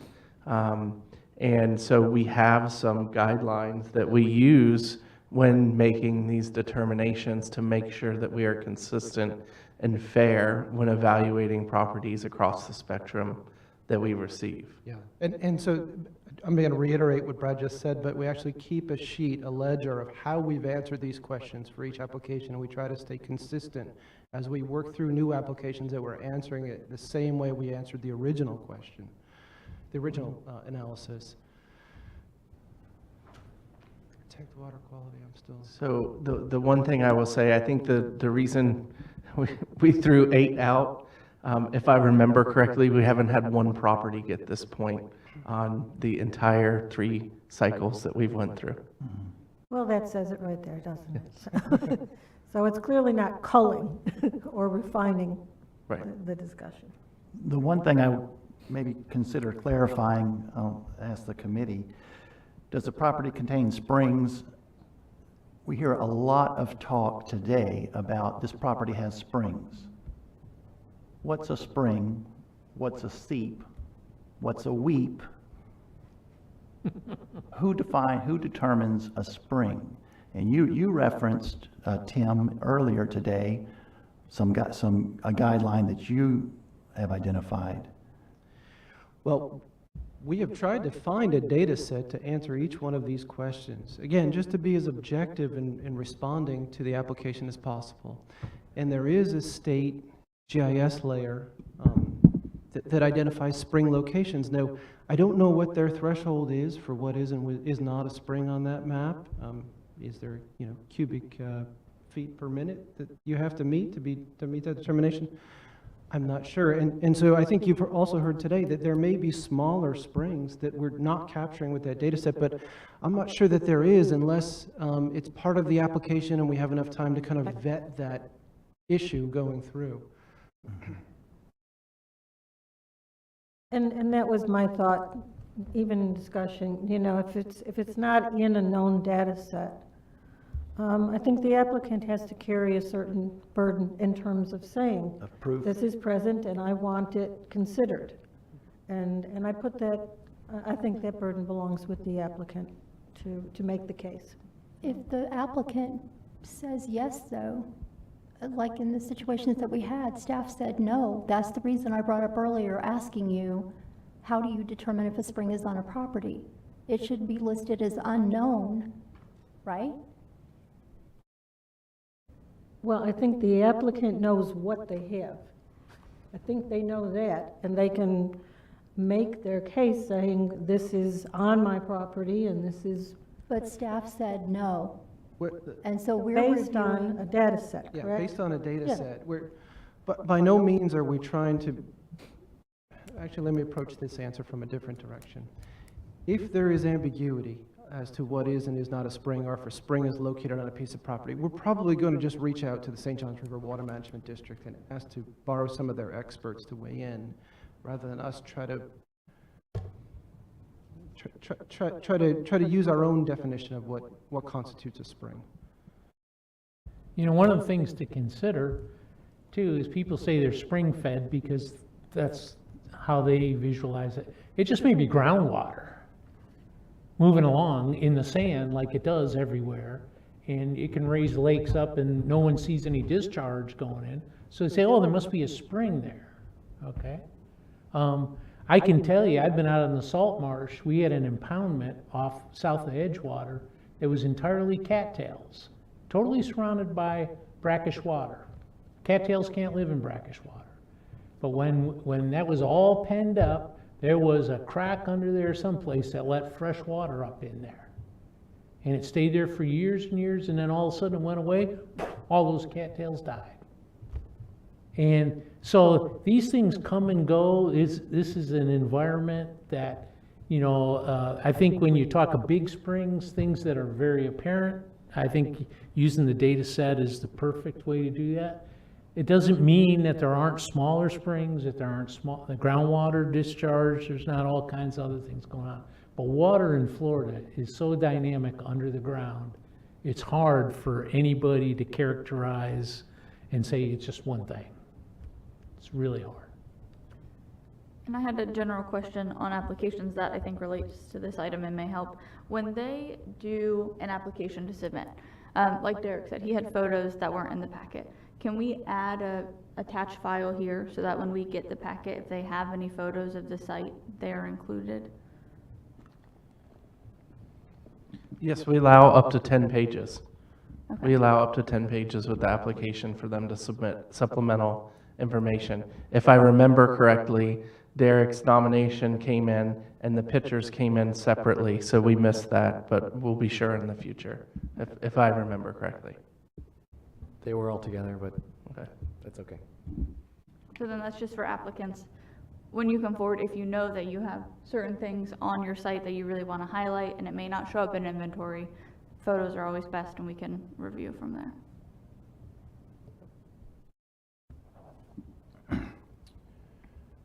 We comfortable moving forward? The next item is number 10.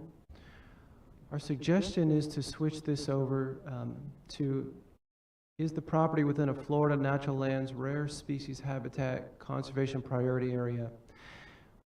So we've had quite a bit of discussion today about the data sets that staff uses to score these. Right now, all we really have in answering this question regarding threatened and endangered species is a data set for black bear habitat and a data set for gopher tortoise habitat. And scrub jays, pardon me, and scrub jays. So we're extremely limited. We obviously understand there's more threatened and endangered species out there, as well as vegetation that is also meets the criteria for, or actually has been designated as threatened or endangered. What we're suggesting here is we switch over to the Florida Natural Lands Rare Species Habitat Conservation Priority. That helps us in two ways. Number one, that data set is also utilized by the state, by the Florida Forever staff, so we are more in line with the major funding program in the state of Florida. And number two, it also does capture that vegetation that we're missing right now. It's also more expansive than the 3 layers that we utilize today. So we think it'd be an improvement to just directly reference that data set for this question for threatened and endangered species. Wanda? Does the county have their own data set? Because as I was reading this, it went through my mind, well, maybe it's not on a state designated, but as a county, we know that these animals are there. Is this more restrictive, and are we then taking away our county's ability to say, well, we know these animals are there? If we have documentation that threatened and endangered plants or animals are on a piece of property, we'll absolutely score it appropriately. We'll score it in the affirmative and make that information available to the committee. How would you then do that if it's not on their particular map? How would you score that? If we know they're there, but they're not on this particular map? I see where you're coming from now. So that's an or, but that's an or. It's either on this map or we otherwise have documentation of their presence. And I will say, we've done that in some of the, so in the farms and farmland, we said that there are known. So we have asked people, send us pictures.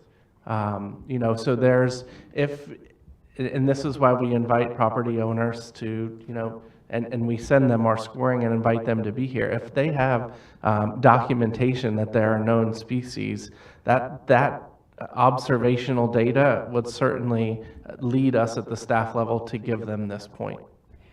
So do we need an or on there? I mean, if we leave it as you suggested here, then where is our capability to bring that forward? Because they would... We agree or would be important here. Okay, okay.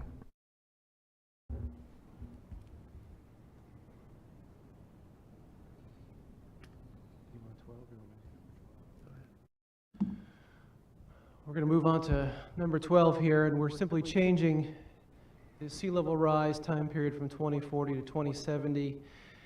This is more in line with a lot of the resiliency mapping that the state of Florida is doing. This is their horizon for sea level rise data sets that we're going to be incorporating within the scoring matrix here. So 2070 is going to be a better pool of data for us to utilize in answering this question going forward. Okay. So is 2070 the current modeling? Is that Yes. what we're looking at? Okay. Yep. I believe they call it the SLAM model.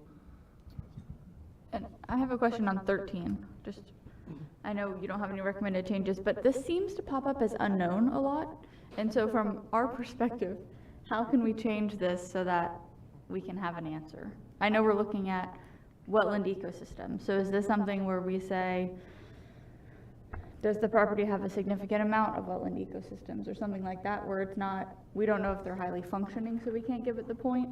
I just think that this pops up as unknown more than anything else I've seen. Well, that's interesting, because it's another one to, what properties have scored this? And might be an indicator of, you know, how did we know that? When, so I'm asking, I guess, can you look at what applications have in fact scored that for high-functioning wetlands? And how did we know it? Site visit. Okay, that's pretty intensive.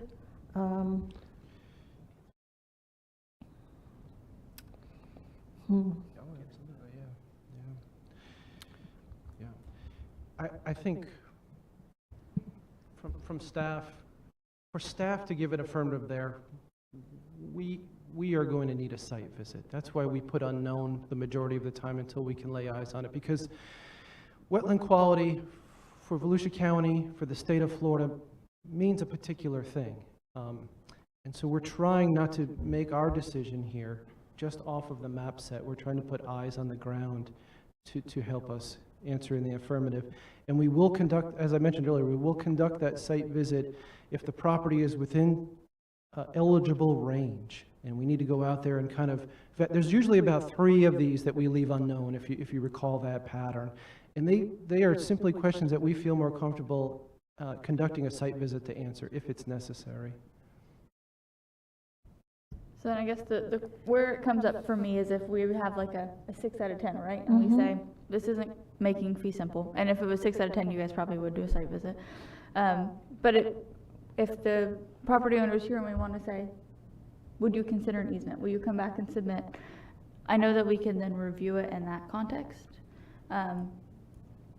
But I don't think staff needs to do a site visit on every item. I agree, except we do that between the eligibility and the rankings. It's really just that, okay, fee simple is not going to work, but what about an easement consideration for the property owner? I got you.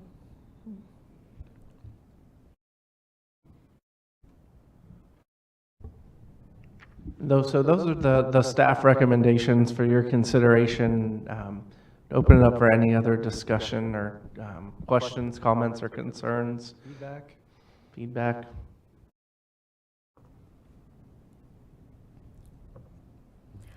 We didn't come back to the other item that we touched on, which was, do we need to develop something that brings a different focus or process to some of these small lots? Just as a category, you know, they don't seem to fall into this neatly. So, and it's not the small lot, but you know, some of them, it seems like a lot of them are in cities, and I would just see a kind of a subset that goes with small lots in cities, and cities are responsible for bringing them forward and being partners, and I just think it has to have, you know, something else.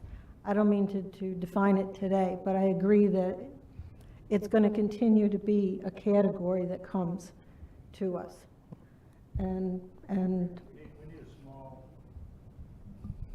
We probably need some kind of a small lot set of criteria, and I don't know what they are yet. I don't either. I think it takes more than I've thought about, so far. Well, it but I is, think and I really think it all depends on a partner. Mhm. Because I'll make the case both ways. We voted for forever to protect our endangered lands and all this for all the little critters that no longer have a place to go because we're clear cutting and developing everything in the cities and anywhere we can get roads to it. So I get that part of it. But by the same token, a lot of the reasons why we're in this situation we are today is land development regulations are probably less than what they need to be as we move forward. And so it's going to take a partnership between, the different government agencies to come up and try to protect some of these last parcels to where, you may have a piece that doesn't meet any criteria, but 50,000 people or 30,000 people a day or a week drive around this parcel and they see it and they love it and they want to be protected. Well, that's PR, and now it's, how do you judge something like that? And that's just going to get worse as more and more of the good lands are developed, and that last piece is what's got the marginal value that sometimes is hard to put a number on it and protect it. So anyway, I'll leave that up to staff. That's why y'all get paid the big bucks to come up with that criteria. There were some. Go ahead and say thank you, Brad. Say thank you. Thank you. A simple thank you will do it. I think your point is well taken, but I think that the criteria that we have in front of you are aligned with the ballot language for the most part. And so if we get away from these for different size parcels, but the point is taken about, I went and Mr. Buddy gave him my card, and we're going to sit down with Port Orange. I've asked him to set up a meeting so we can all go out to the site, see what the interest is, and the city managing it and being a funding partner, which would be kind of our thresholds for looking, and we may bring it back next cycle. Yeah, I will say, Brett, I'm not sure this, it winds up back here. But I think we see a public interest, and maybe that's what we're talking about. It's not that it's necessarily this program, but there is a public interest. And maybe ECHO, takes care of it, and we'd be happy just acknowledging that and saying, okay, there's funding. So I don't think it necessarily has to be under this process. Yes. And I mentioned that to him as well, as we may have another pathway with ECHO, which could be up to 600,000 for acquisition. Yeah, because the key, like you brought up, I think, is that we stick to the ballot language for what we evaluate and how it was presented. So, agreed. There's a lot of interest in the smaller lots, and I was disappointed to see that the one today only, got a 4, but it did get a 4 based on our criteria. So, I'm hoping that there is a way that something can be brought forward, but not 100% sure it's going to be under our program. Perhaps there needs to be a third program that the small lots fit under. That's voted on in the next 20-year cycle. In the previous 20-year cycle, I believe there were some small pieces that were voted on that were not in the small acquisition connectivity. I'm pretty sure if staff looked back at that, there's some on that.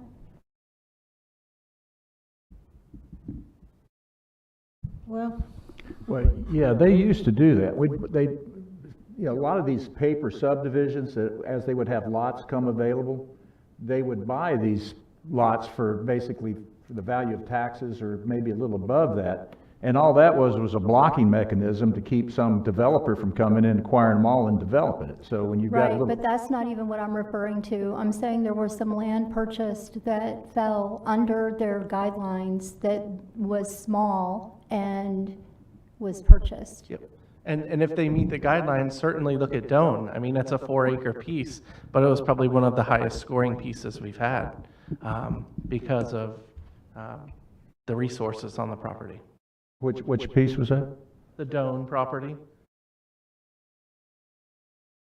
which is an in-holding in Spruce Creek, which we've had that conversation. If an in-holding doesn't score, we've got bigger problems. But it scored really well, so we were happy with our criteria. okay, good point.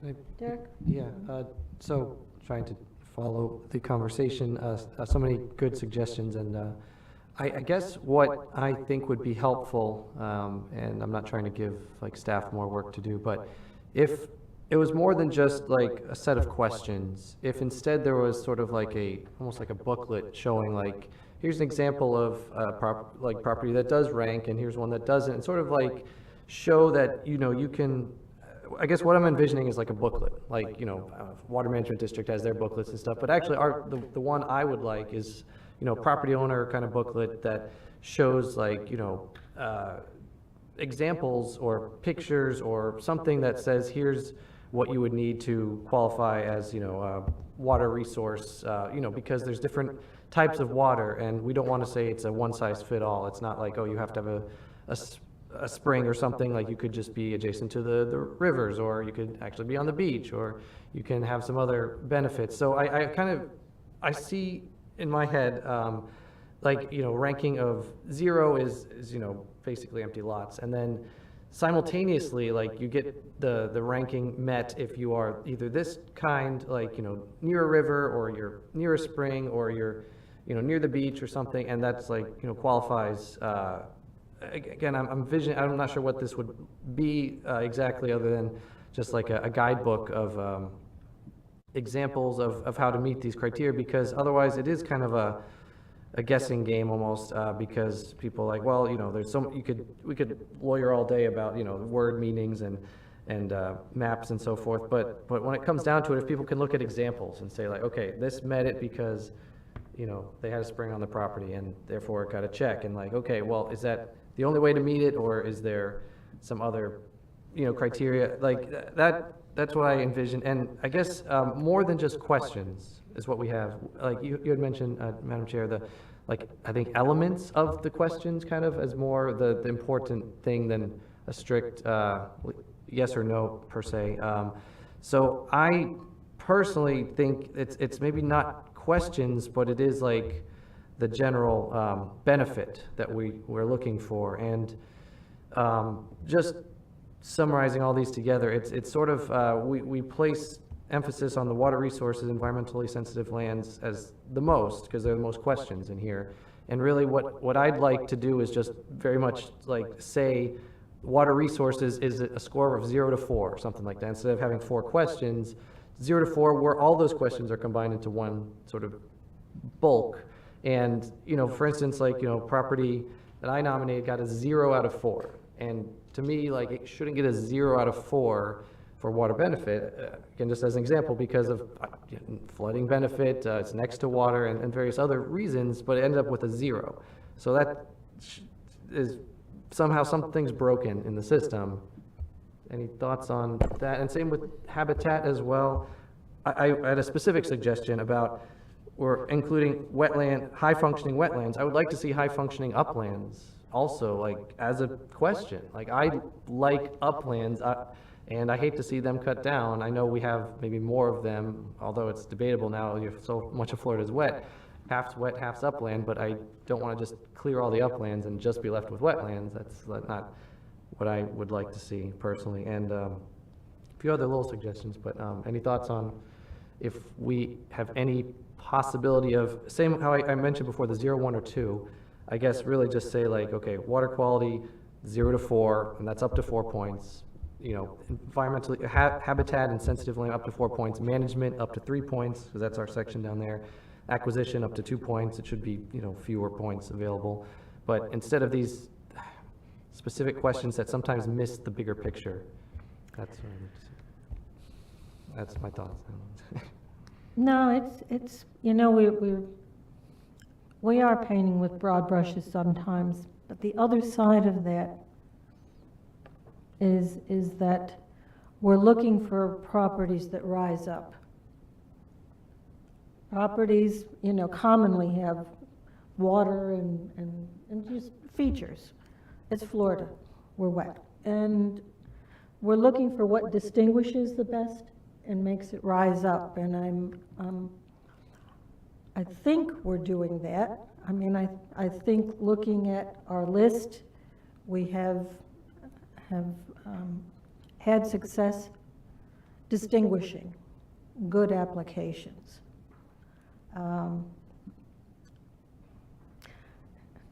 So I don't know that we have to do better. I think if we feel like we're missing things, like this small lot thing, you know, as I say, and again, not that we're missing them, maybe the public's missing them, that maybe that's just something we bring back and say, public purpose generally says we should look at this.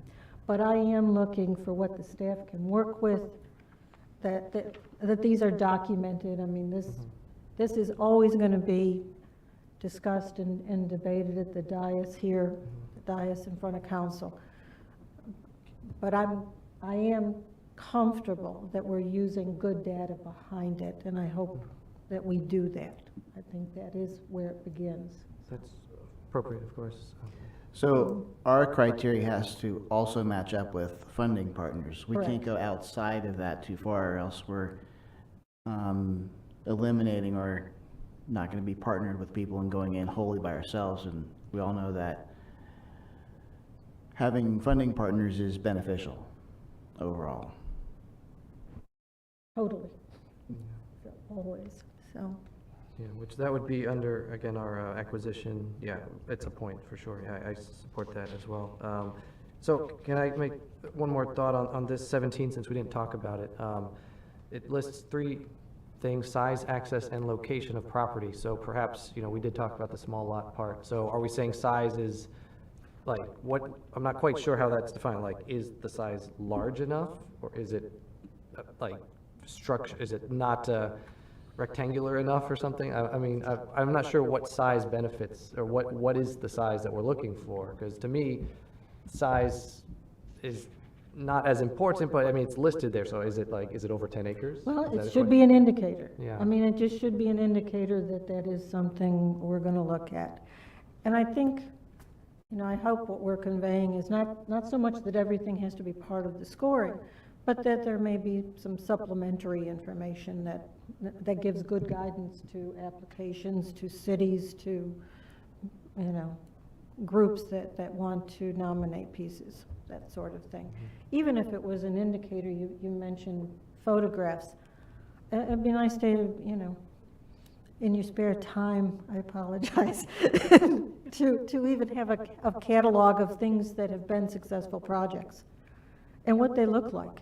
I mean, talk about advertising. It would be nice to just have that online as something that's available. Say, this is what a high scoring, what a good project looks like.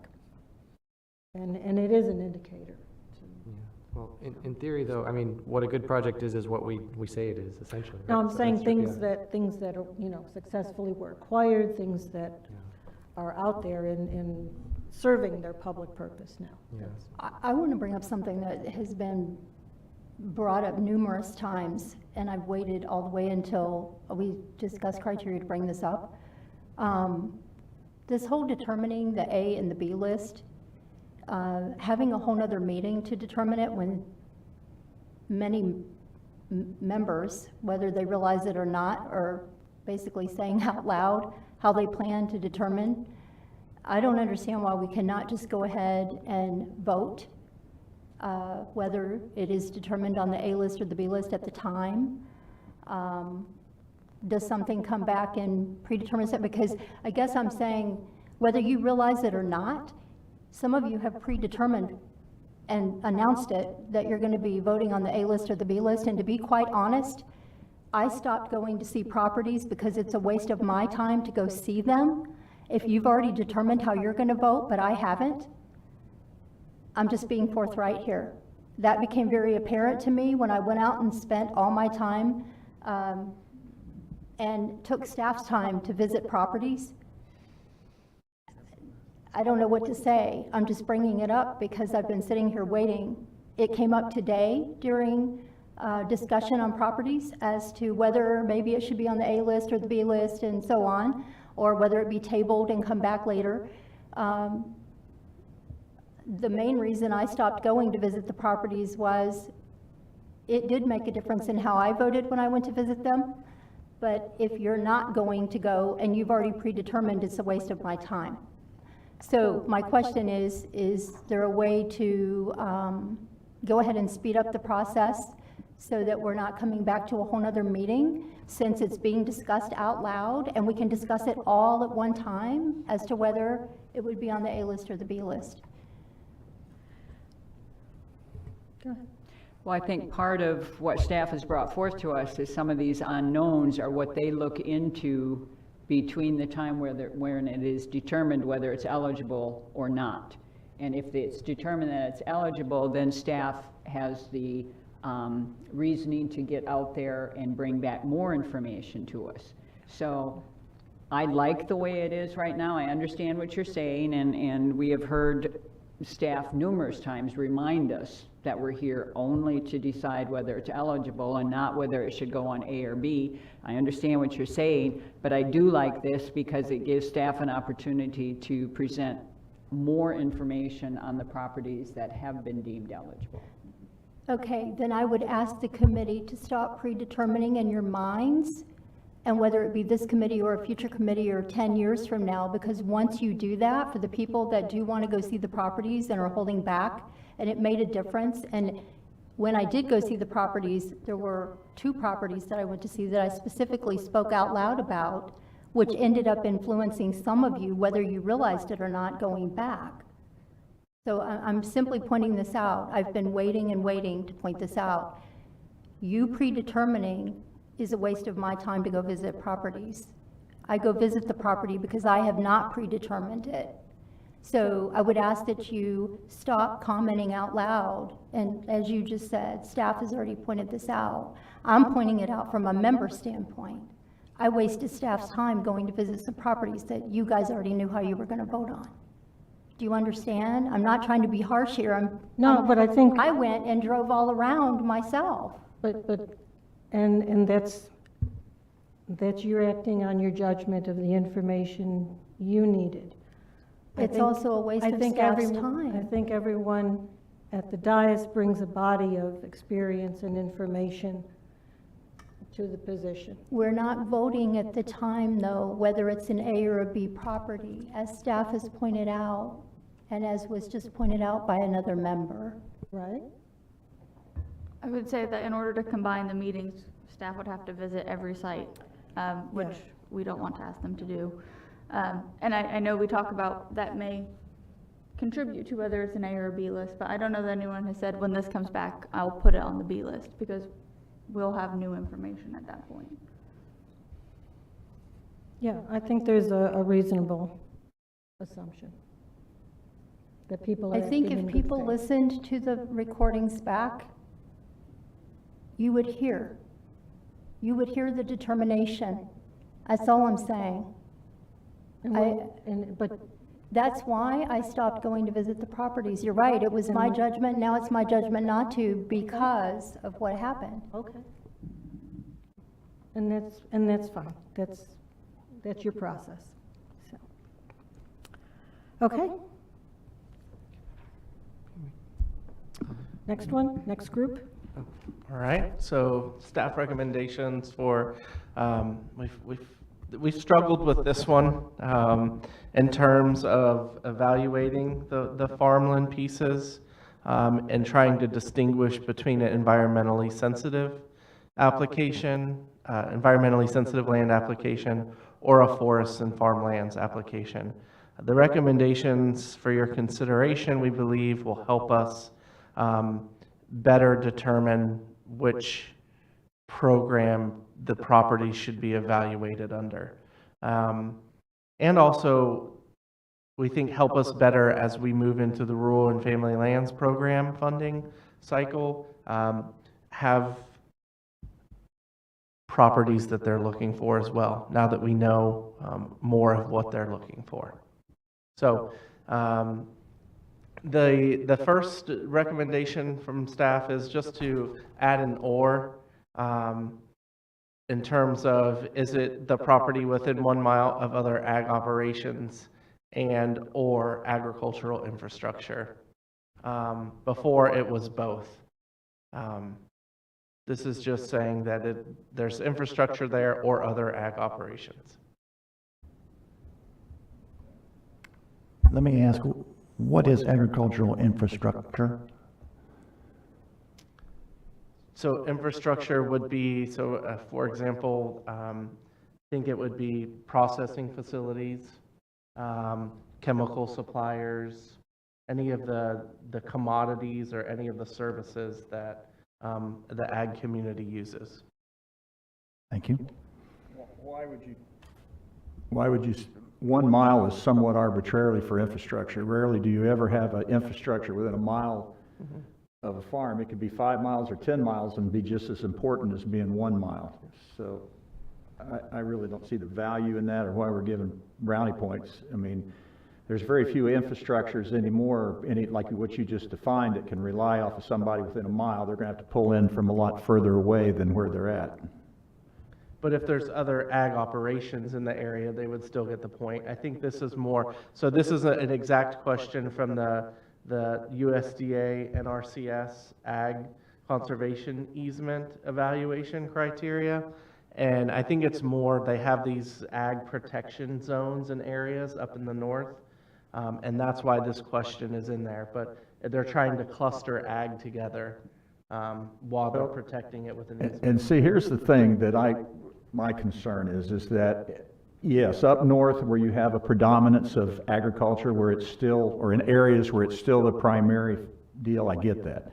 But here in Volusia County, I mean, you know, that's probably, we're a little different. And our deal is trying to develop new, because a lot of our commercial ag has left the county. You know, citrus is a shell of its former self. The fern industry is still very strong, but that's really about cut foliage is one of the few that are left. And so I can see, you know, some of these small parcels that somebody wants to put a conservation easement on, maybe in the middle of a city somewhere, and they say, I want to do an urban garden.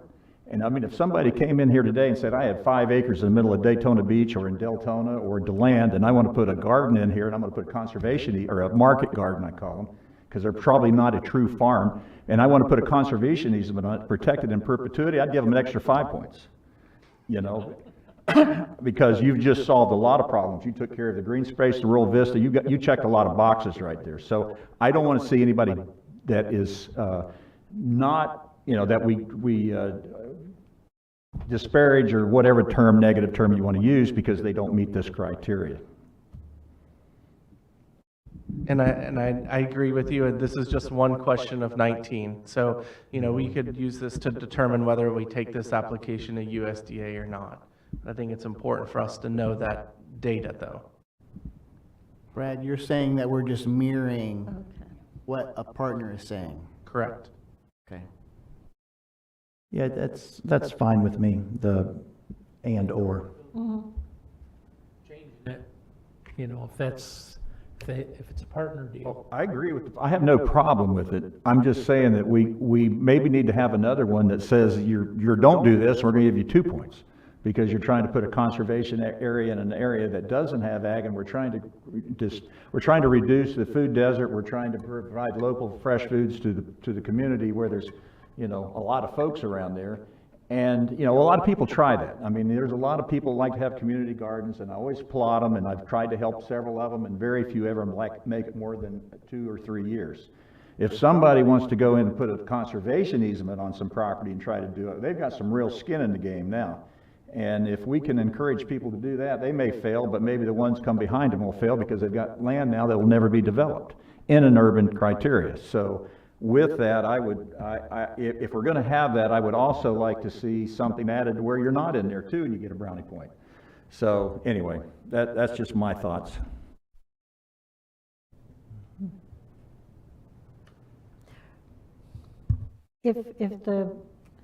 If the 1 mile is for the funding purpose, that comes up, I mean, the extra point comes with having a funding partner, or potential funding partner, so kind of like that's how you get. If we're already there, yeah, if we're already nearby, but I'm saying a lot of places now that you're not going to have that in Volusia County. Let's look, you know, I'm not going to worry about what they do up in the Northeast or the Midwest or whatever. I'm looking at how can we protect and have a agriculture or farmland in Volusia County, and a lot of it now is going to be urban agriculture.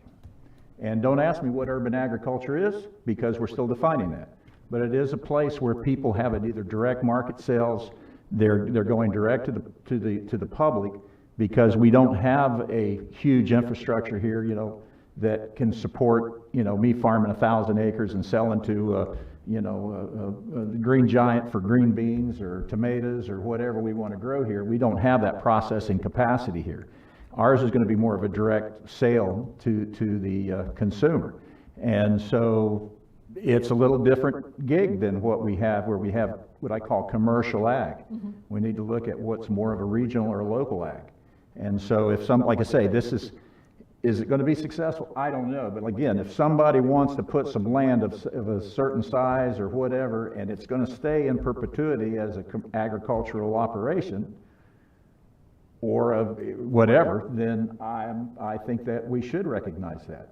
And it should get a point. I don't know that very many people would do that on any size, but it is something to think about.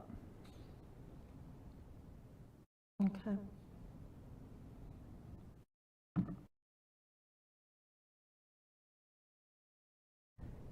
So we could certainly put something under provide for preservation of farmlands if you think of the words that you want to use. If we go down to provide for preservation of farmlands, we do have some of that language in there. I mean, I don't know if you're looking for a separate criteria. We're given brownie points if there's something already there, and I get it too, because it meets with the funding partners, but I just don't want to exclude anybody either. So Yeah, and I don't think if we think we can do it, usually getting 5 of the 9 or 19 or whatever you're proposing here is usually not a problem. So I'm not too worried about it, but I just wanted to make that clarification. As unclear as it was. Great, thank you. So number 3 is we're just adding a few words in terms of maintaining the ecological link or expanding the boundary of conservation area, as you've seen today with the Hammer piece, the Wisniewski piece, the Stone Street piece, the 4-Star Timber piece. They all abut conservation lands owned in fee simple. So we think that forming some of those buffers with conservation easements will be beneficial. And so that's why we're adding this question here to include some of those.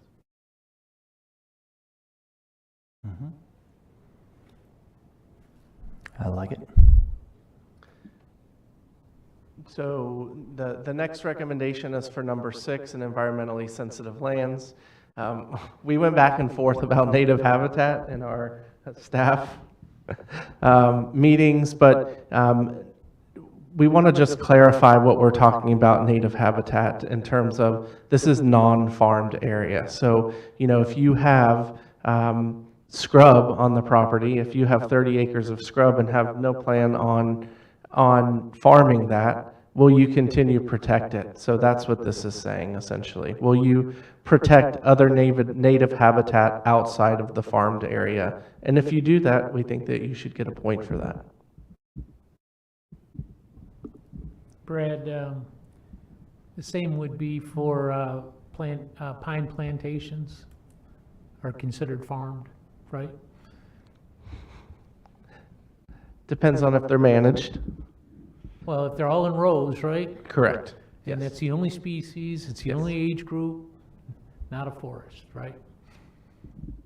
Just a row crop, managed or not? That would be farmed. Okay, thank you. So we're not mentioning the word scrub, actually, though, but you... No, just I was using as an example. No, yeah, right. I actually, well, on the previous one, I think we don't use scrub either, but yeah, maybe I'd like to see that considered in the future, wetlands and scrub or something, since that's a rare habitat too, but that's for later.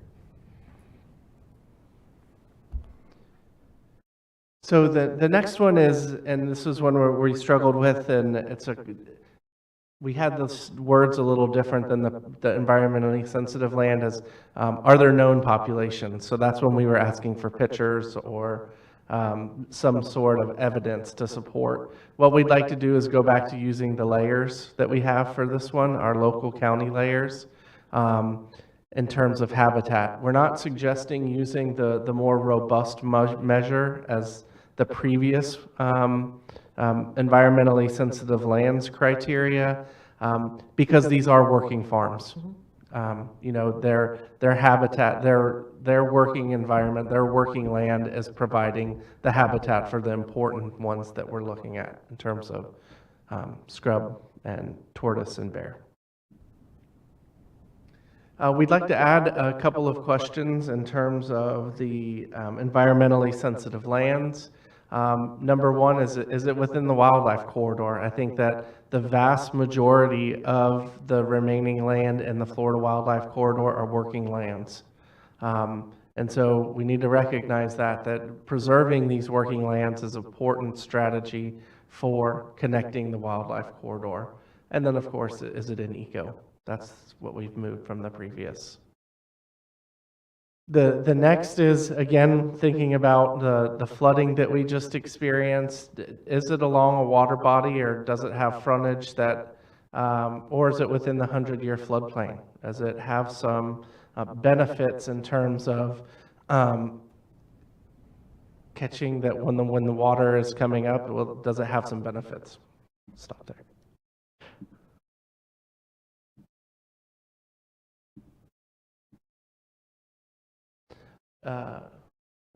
Just keep going. All right. Go ahead. The water body, does the property contain a frontage on a water body? Is there any thought in size of water body? Does a cow pond count as a water body? Should it? It would not in my mind, but I'm sure we will argue about it in our staff meeting. Should it be a naturally occurring water body? Yeah. Yeah, I think naturally occurring. So tailwater recovery ponds or anything like that would not, that are now abandoned tailwater recovery, say it was a fernery that converts over to something else, they still got a water body on their property. Now it was man-made, it's probably got other water features around it that attract wildlife and other things too, so be careful. Yeah, yeah. I would say let us move forward with this, and we'll operationalize it at the staff level in terms of what we're counting here. Number 10, is it a working family farm? And I think this will help us with the applications. We've got a lot of folks that just own land. They're not necessarily farming. In our minds, that should be in the environmentally sensitive land program, but they're coming in as forest and farmland applications. Why is that a problem? I want to do a conservation easement on my property and I want to save it, but I got to be a family to do that? And besides, what is a working family farm? Provide me other language then. I had a farm, I had no family working on it. Okay. Am I a working family farm? I would consider you a working family farm. What if I'm a corporation, which I was or am? Be careful. Strike family? I mean, is it the issue whether or not it's a working farm? Yeah, I think working farm. But some of the stockholders of this farm now are not they don't work on the farm. But if we strike family, can we just say, is the property a working farm? Okay.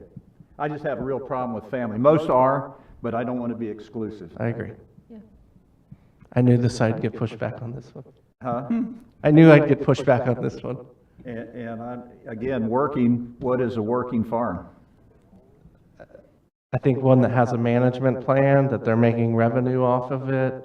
Do they have to make a profit? I'm sorry? Do they have to make a profit? Gotta try. That would be, no, I'm not going to ask for their profit and loss. I was going to say, you're really, well, I'm not asking for a profit and loss. Here that are going to get into a very fuzzy area in doing that. So I'm just bringing devil's advocate out. I agree. Just to know that you could run into some issues to where I'm going to say, I want a point for that.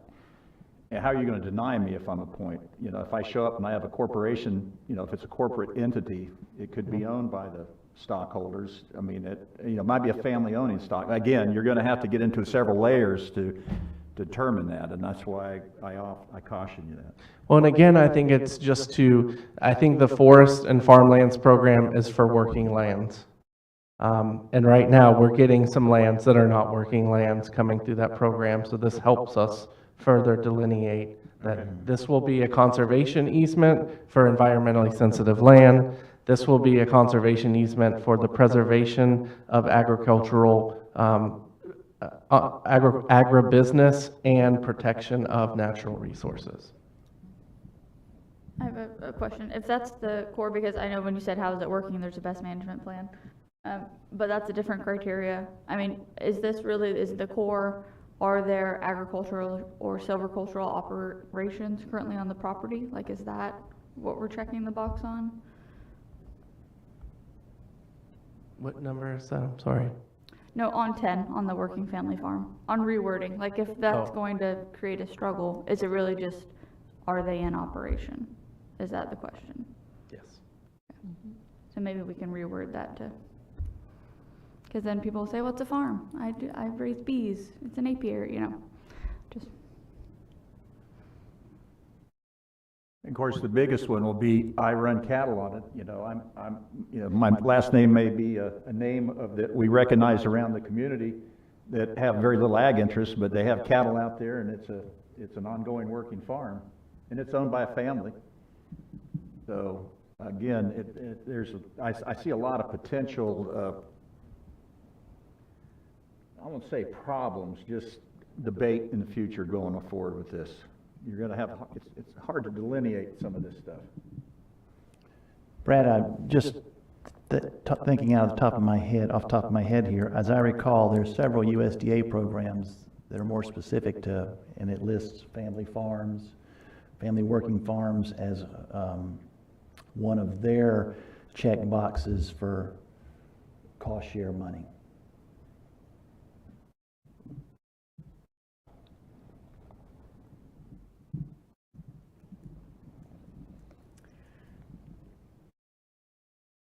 Right among, it seems like the farms that have come forward, the people who are working farms don't have any issue demonstrating it, they have plans and they, it's, I don't know, it's like, how do we seem to be capturing them because they don't have any problem saying, I have a management plan, I have these best practices. I mean, they don't have any issue. It's the folks with just vacant land that are trying to designate a status, I guess, versus having a farm.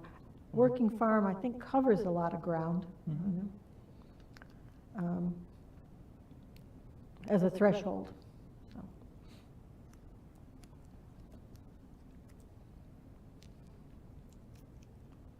So are we good with striking family and just keep working farm for now? Or omitting the question? You know more about Well, it. it's just a tough call there. It's what a working family farm. I don't know what that I mean, I hear what you say, but there's instances where if it's only the family that can work on it, if it's the family that can own it, again, just put working. I'd take family out right now. Got it. I would agree, take family out. Got it. What if it's a community farm that somebody went together and they pooled their resources and they bought a piece of property and they want to, again, do an urban garden and they want to make it in perpetuity for the rest of the people and there's no family members involved. And I would think there might be all kinds of grant money for that out there, and yet we can't give them a point because they're not a family. So I'm just playing devil's advocate here. Yeah, let's omit family. The best at. Okay.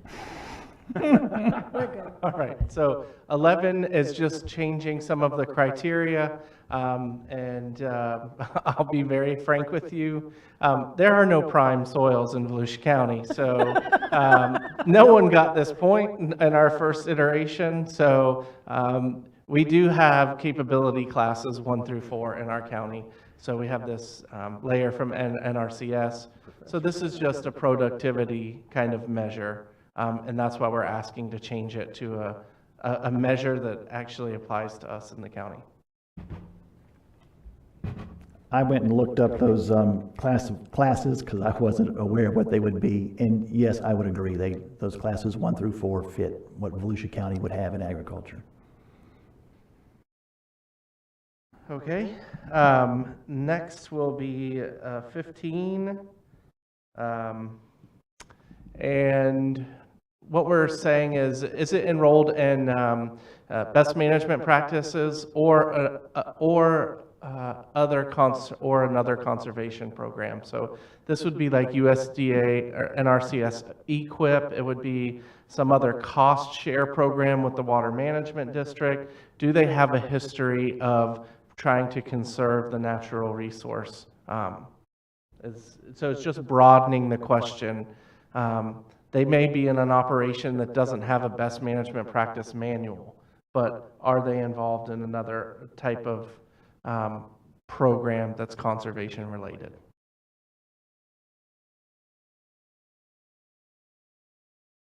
The next question we're proposing to add is, does the farm have a management plan? And I realize I may get pushback on this as well. I'm working in extension. Yeah, I want to know what that means, first off. Explain that. What is a management plan? Did you have one?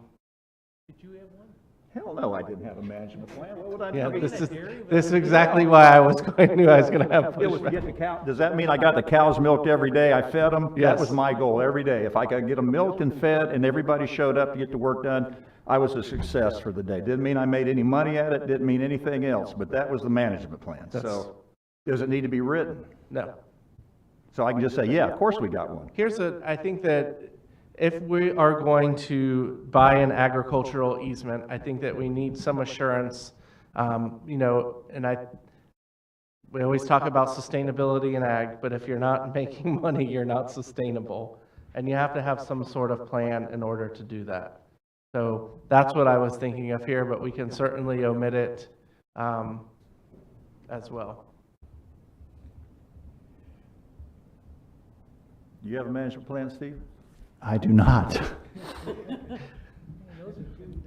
I actually wrote down in pencil, what is this? Question mark. I should have known better. I will get one. Maybe that's our problem. That's why we're not making any money. We don't.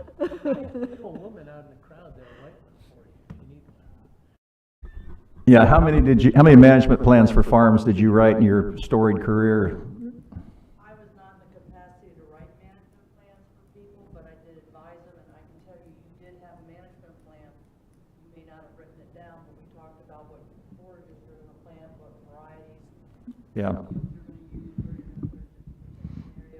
You had one.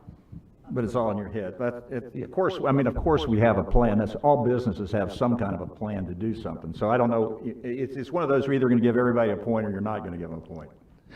I think too, and Nick just pointed this out as he whispered in my ear, forest production or forestry management plans are extremely important. Same. Silviculture, yes. Yes.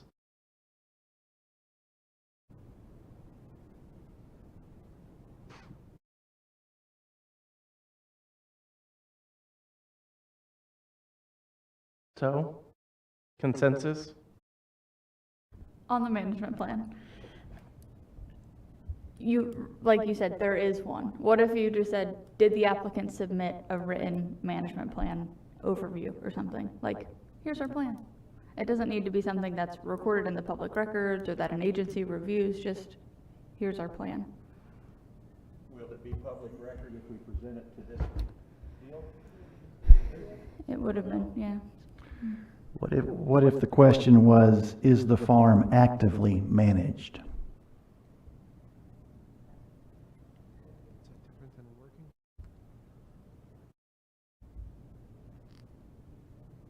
Would that be measuring the same thing as this is a working farm? Yes. Although it would give you a level, if you're looking for perpetuity of ag land, if it's managed professionally, then it would give you an insight into continuation. Is it sustainable? Which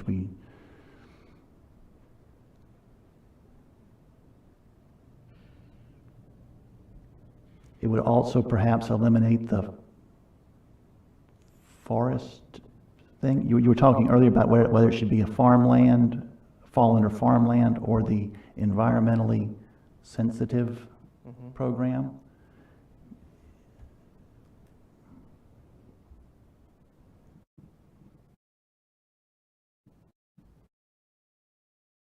I like is the farm actively managed.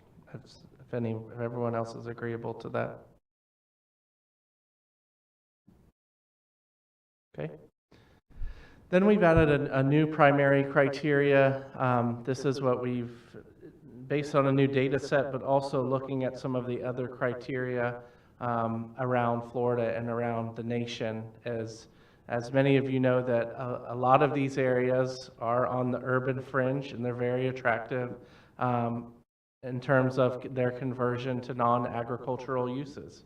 So we felt that it may be appropriate to give some points for those are on the urban fringe and maybe converting to non-agricultural uses. So some of the questions from other criteria I've seen is the property currently serviced by or within 1 mile from access to public water or sewer?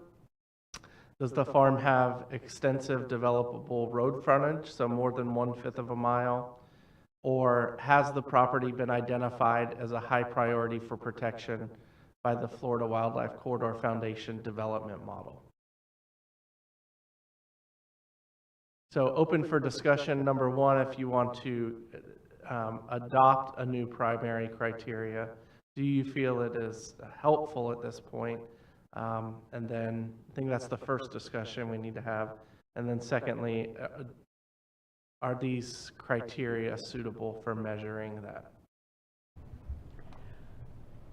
I like the addition of the criteria, and this is something that I was struggling with, trying to figure out how we could put something similar into the environmentally sensitive lands. Because one of the things I had written here was, how do we protect those properties with a high potential for development? And these criteria, I think, help do that. So I like the inclusion. Do you want to include them in just for the easement or for the whole deal? I kind of like the whole thing, period. Yeah, I do too, but I didn't know if we wanted to go back to the discussion on, the environmentally sensitive lands, because we kind of closed that, but that was one of the things I had down for that, and so I would definitely say that I like it here for the ag easement criteria.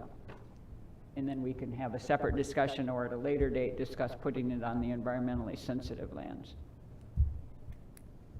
One thing I was going to say is water lines extend out a lot farther than central sewer does.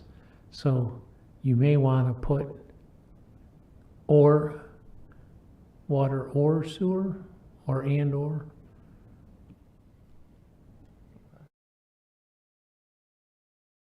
It's like I think there's water up in Deleon Springs now, but there's no sewer with it. Not yet, but they're putting the pipes in just as fast. But they're doing water, right? Water and sewer? Okay. Good, excellent. We got lots of water. We just stick a pipe in the spring, pump all we need. I know. Just kidding.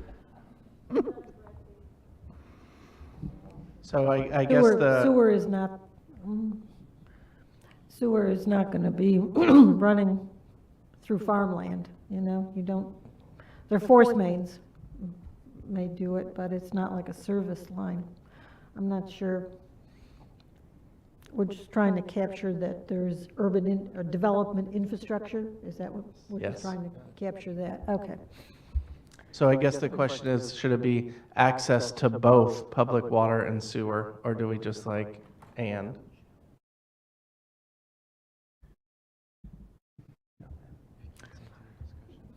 If it's for development potential, then it is both. It is both, so, It would require both. yeah.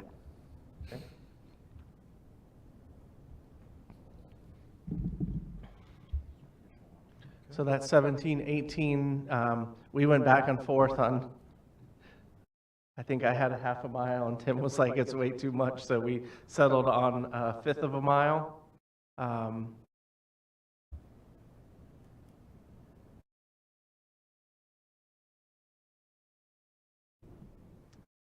concept here is, well, the element, we've talked about the elements of these questions. The element is, at a certain amount of road frontage, that property gets attractive for development. Well, we don't know if we captured it with a fifth of a mile, but that's the concept here. Is this an attractive piece for development because of road frontage? Is there a way to, I'm gonna put on the development attorney hat. I agree unless it's like Maytown Road, maybe. Is there a way to pull in proximity to intersections as well, or something like that? Like, or within, you know, a mile of the intersection of county thoroughfares or something like that? We had the same discussion. I said, can we say arterial with, 1 mile access from arterial road? But yeah, we're open to suggestions here. What was the pushback? Why did you guys decide not to include intersections? What's the devil's advocate on not including? On the pushback, well, it was arterial that was really the crux of the conversation there. And,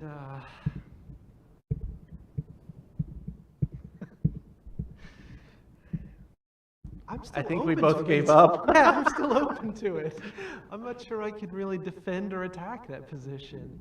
As long as we have good data sets that track, because these things change as the community grows and evolves. What is an arterial road 10 years from now is not the same thing as what are today's arterial roads.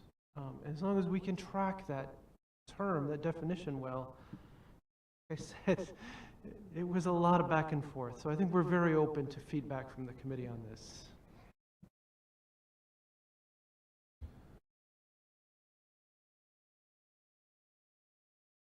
So what is there an issue with the way it's written? I don't think there's an issue. I just know that there are a lot of, I'm going to say, environmentally sensitive lands that could be developed but don't have frontage that's a fifth of a mile, or have, access through an easement that wouldn't be captured here but would be ripe for development otherwise. Yeah, and it could be traffic count, level of service. There's a whole number of ways to approach this question. Mm-hmm.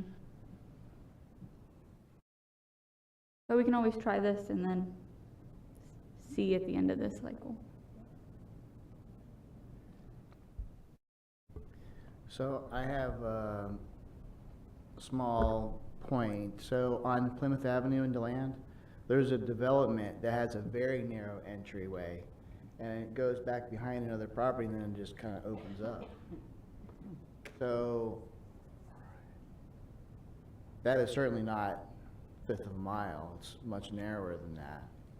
So I don't know how we can codify, in a matter of speaking, or what the threshold's going to be, but an entryway to a community can be very narrow and then open up, like they sell off a rear portion of 40 acres, a 40-acre lot. They sell off 18 acres of it and keep the 2 acres, and then you have a narrow band that goes back and behind there.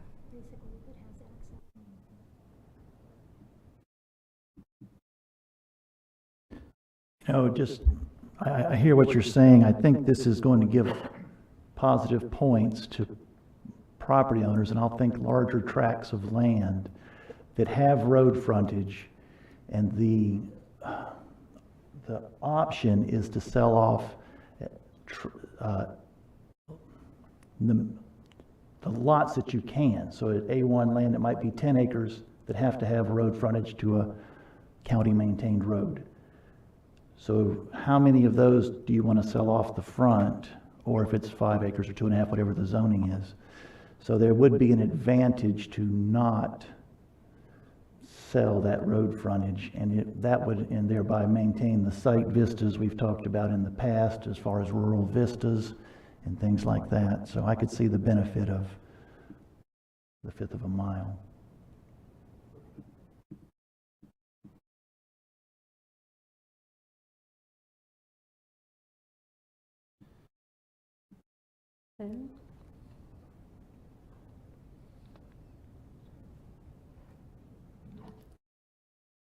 Jessica, do you want to propose a or within? I mean, other thoughts. I think that this is a good starting point. I just think that as we go, we may find circumstances where there are other areas. I would say within half a mile of the intersection of, again, what do you plug in? Major thoroughfare or an arterial? That's, I agree with you. I'd start with thoroughfare because that's a higher standard and that's where our main roads are, just to test. Okay.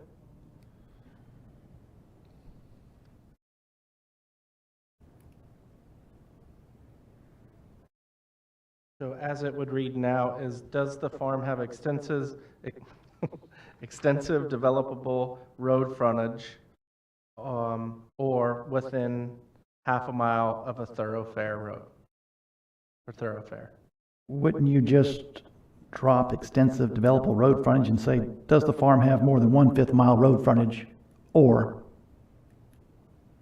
within the arterial thing? If the minimum is 1/5 of a mile, why would you write anything else? Well, I think on the developable road frontage, and I guess I want input, did you guys mean it could be a platted road that's not constructed, or do we mean existing roads? Well, we certainly thought about existing roads when we had the conversation. Then I agree with deleting developable. Sometimes those platted roads sit there for quite a long time. Forever, yeah.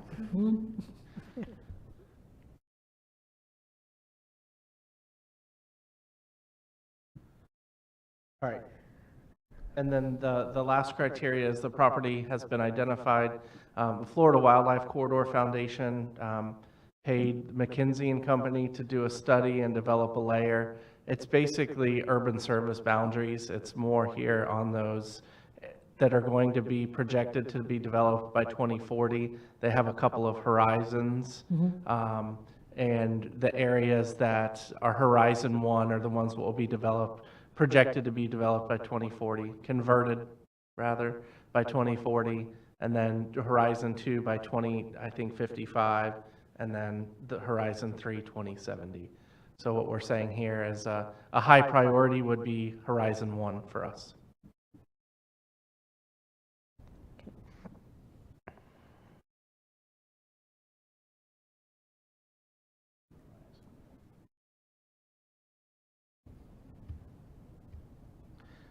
So if everyone's good with these, the one thing we need to talk about is the minimum criteria. So we have increased to 19 criteria for farms, which also aligns with the 19 for environmentally sensitive land.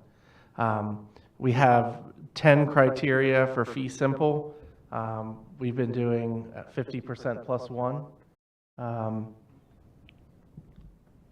then 5 of the 19 for conservation easements. So this is an easement. So what does the committee feel comfortable with in terms of a threshold for criteria? Why would it be different than the same scoring for an easement?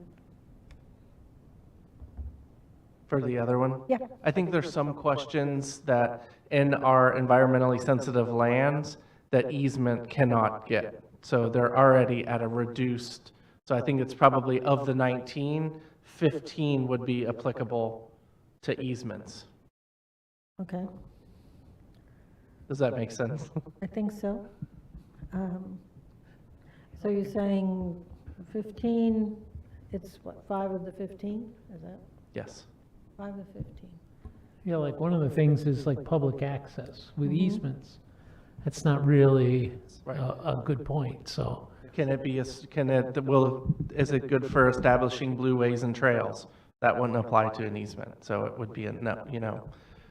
There's some that the answer will always be no, so the threshold, the max that they can score is lower. Where in this, pretty much all of them would apply. I think we had 7. 7 of 12. 7? 7 of 12, so that was 50% plus 1, just like we did with the environmentally sensitive land. I'm good with that. You want to go to how many? 7?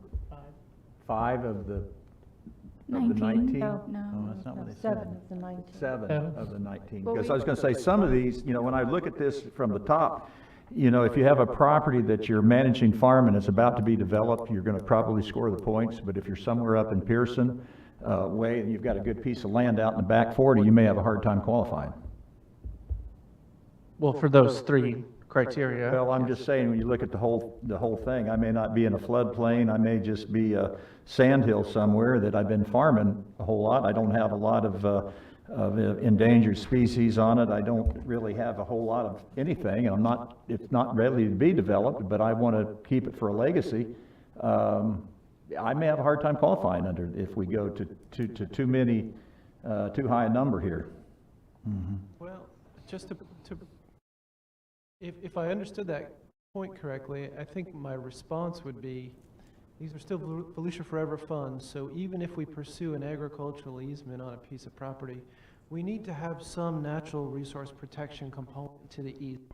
It's not strictly one of the primary goals is keep the farming operations, but we also have to have that component of natural resource protection when utilizing these funds. Well, I'm not so sure I'd agree with that.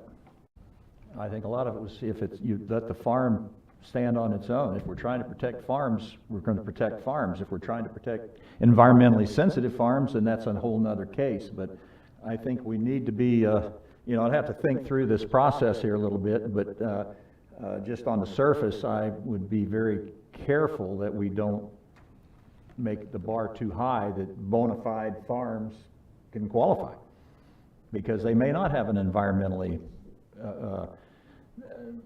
it may not meet your environmental standards. They may have one, but it may not be to the level that you give or take going off of some of these that may not be in a map or on a overlay, or, where a lot of these refer to an overlay that you wanted to get funding out of. So you want to say, you said you want to go to 50% plus 1, so we're going to have 11 or 10 here now to do it, and I think that's too high. Where did 7 come? I thought we had, You had 7 to 12 previously, so if we move up to 19. did we go to 9? I think 9 of 19 is, yeah. Because we got rid of the one that no one could meet in favor of soils we have. So that should be a good check for people coming in. And I can't recall if we've had people come in under the forest and farmland that haven't met. I think we've had a pretty good review from the 7-12 perspective. We may have actually gone the other way and had properties come in and meet the threshold that really didn't qualify, and that's one of the things that we're learning after talking to the folks at the Department of Agriculture with their easement program, is that they have some fairly strict criteria, a little bit more than we have initially implemented. And you'll see that change as these applications move through now. We are now advising people in a much different manner than we had originally.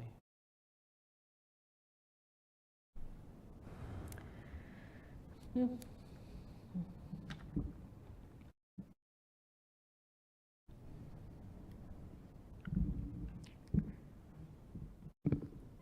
Half doesn't seem unreasonable.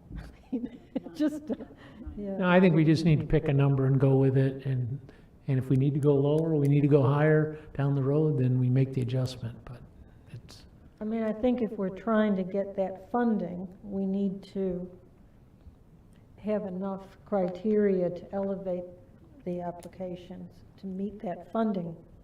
Like, so if somebody came forward, they missed it by 1 point or something, and it was something that all of us agreed we should have been on this, we make the change at that point, maybe, I just don't know until we run a bunch of applications through how it's gonna go. I think 9 is not unreasonable at this point. Okay. Yeah, I could live with 9. Okay. Well, I want to say your feedback has been extremely helpful. We had a lot of, I'm sorry. Your feedback today has been extremely helpful. We had a lot of dialogue back and forth on all these proposed changes. So again, the information you brought to our attention today, the suggestions you made is greatly appreciated. One of the things, I'm sorry, real quick, is I would, if we could do a motion, because we're going to take this to council to amend the resolution, the new criteria and the new threshold number for both. I don't know if we want to do maybe farms and farmland now, because we may want to talk about environmentally sensitive land, the conversion criteria. Let me understand. Are we going to see this again? Because I'm thinking we're going to come back again to do the A and the B list. Will we see then what you're going to bring to council? Or are you going to, oh, I know, yeah, it may not be us. But I guess, will we see what you're drafting at that point? We can certainly share in February if you'd like.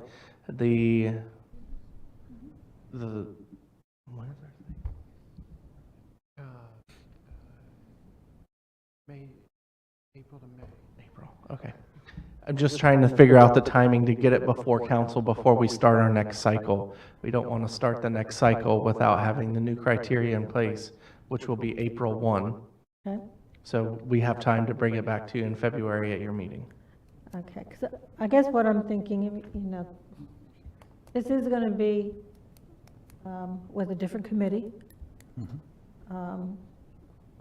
And when will the new appointments be made? In March? March. In March. So I think, you know, our role is to weigh in on and make a recommendation. And then I think we're done. And if we hand it off to a succession group. We are proposing February 9th as your next meeting date. Can we move that up to the week before? I'm out of town on the 5th for a long time. Can we pause on that? We are going to cover that. Should be the next slide when we go back to the slides. Okay. We'll bring up the calendar Okay. and address it then. Okay.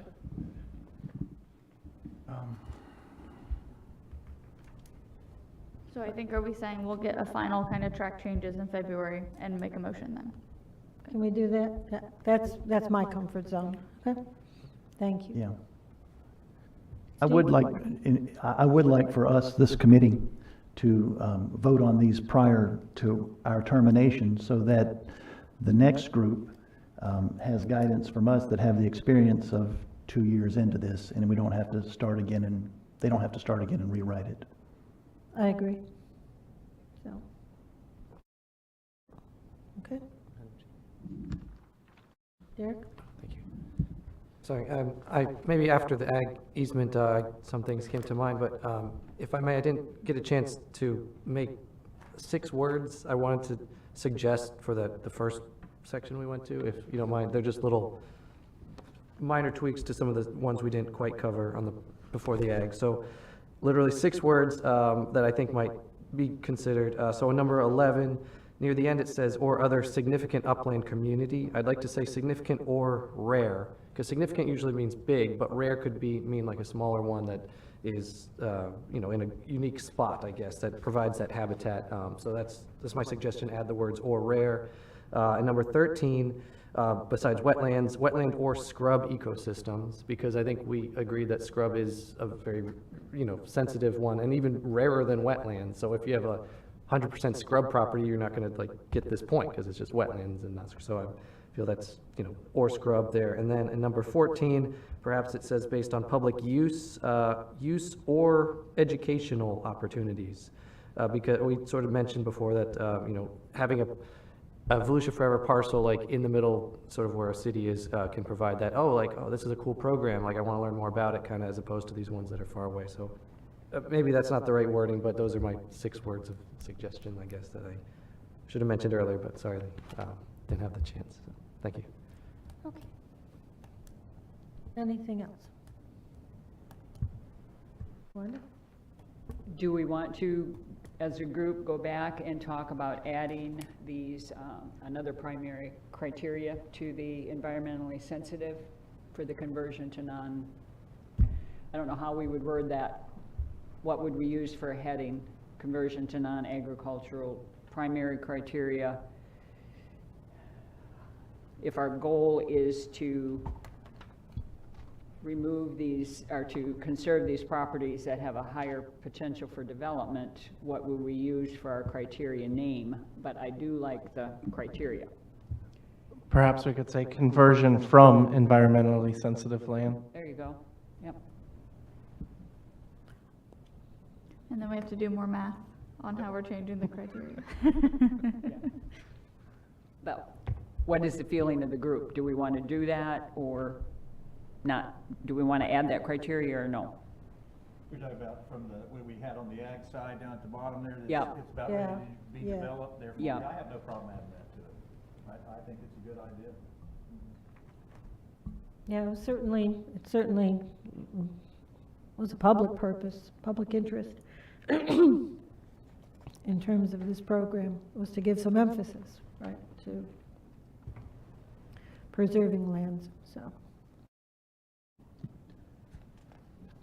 So that's 3 criteria. What are we, where's our numbers now? So. That'd be 22. Go ahead. Somebody's got to throw a Keep number going. out, right? Keep going. Well, fee simple was 50% plus 1. So that'd bring us to, what would that bring us to, 12? Yep. For fee simple here? Probably the easier one. Can we bring a recommendation back to you on the easement one? Because we really need to look at which ones are not captured. That's what we did last time. Yeah. And be able to provide you with that data to make a more informed decision. Yeah, I mean, and that's really why I didn't want to vote today. I think there's some thought in terms of impacts and unintended consequences that staff can bring back and tell us what you see. Okay? Okay, Sarah or Jill, are we ready to move on? Pardon me. Could I ask just one question? When some of these properties come in, our notebooks indicate that they have asked either for environmentally sensitive lands or conservation easement. But then when it's presented to us, it's one or the other. Is that based on additional feedback from the property owner, or how is that determination made? Like today, we had a case that I thought was a prime example, that it was listed as both and came back as just fee simple. Yes, it is based on conversations with the owner. We'll try to have a conversation with them and explain the program and what's involved with either of the different tracks. And then sometimes people tell us that they prefer one track over the other. Some people will come back and say, well, I'm kind of open to either. But how do you make your determination if they say either one? if they say, if they're open to either, we'll end up like trying to do a pre-score with them and give them some advisement on how they're going to score out, let them know what the funding partners would be, and that's the potential for us to actually finish the transaction, et cetera. So you have additional conversations with the property owner then, so that they still make the determination themselves as to which way they want to go? Yes, this is the property owner's decision, yes. Okay, so whenever it's presented to us, it's based on what the property owner has concluded. Okay, all right, thank you. I was asked to wait until the end to comment back on the scenic highway. Sure. Is that appropriate now or no? Absolutely. Okay. Per your own joke over there, I wasn't thinking like that, but to be quite honest, there's only 2 entities that designate scenic highways.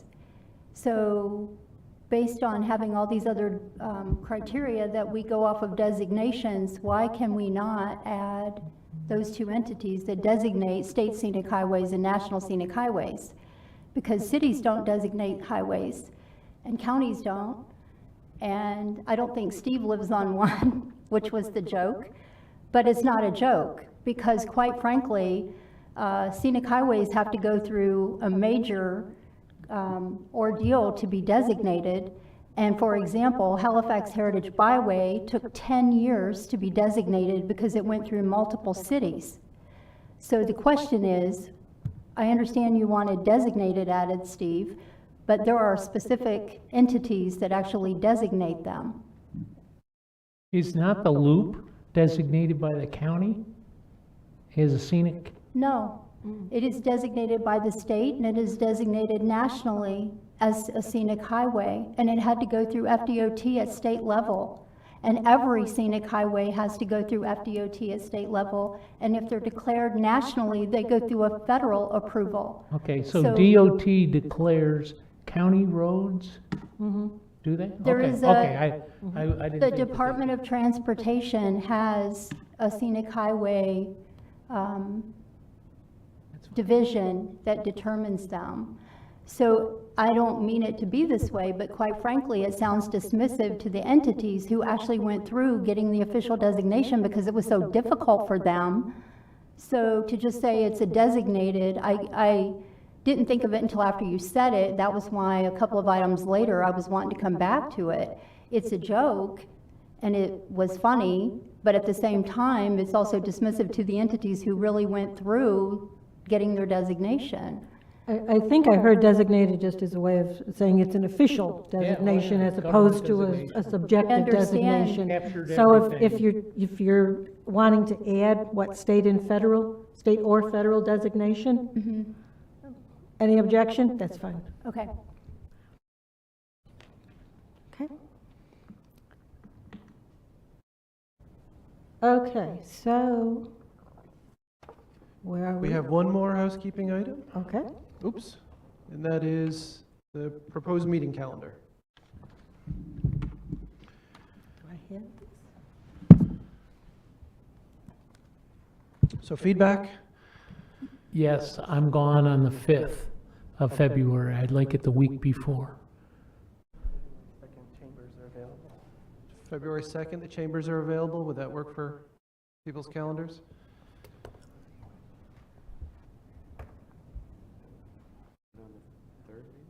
Was the Thursday or Friday is not available? The 5th is a Sunday. Am I crazy?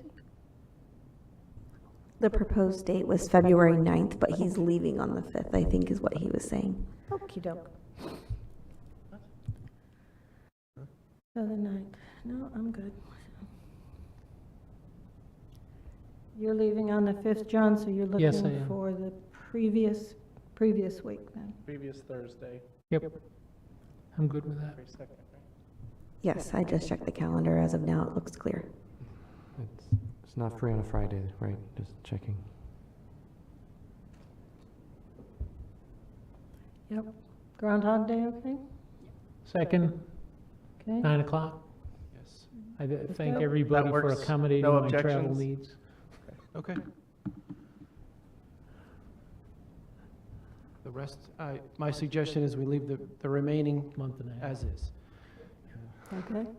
Leave on the 5th, back on the 15th of March. Okay. Oh, yeah. All right. Committee comments? I have two super quick questions. Jessica. One, if we have in there the packet for items, if the zoning is PUD, is there, I know some are very big, is there any chance we can get the document to see if that area is in conservation under that document?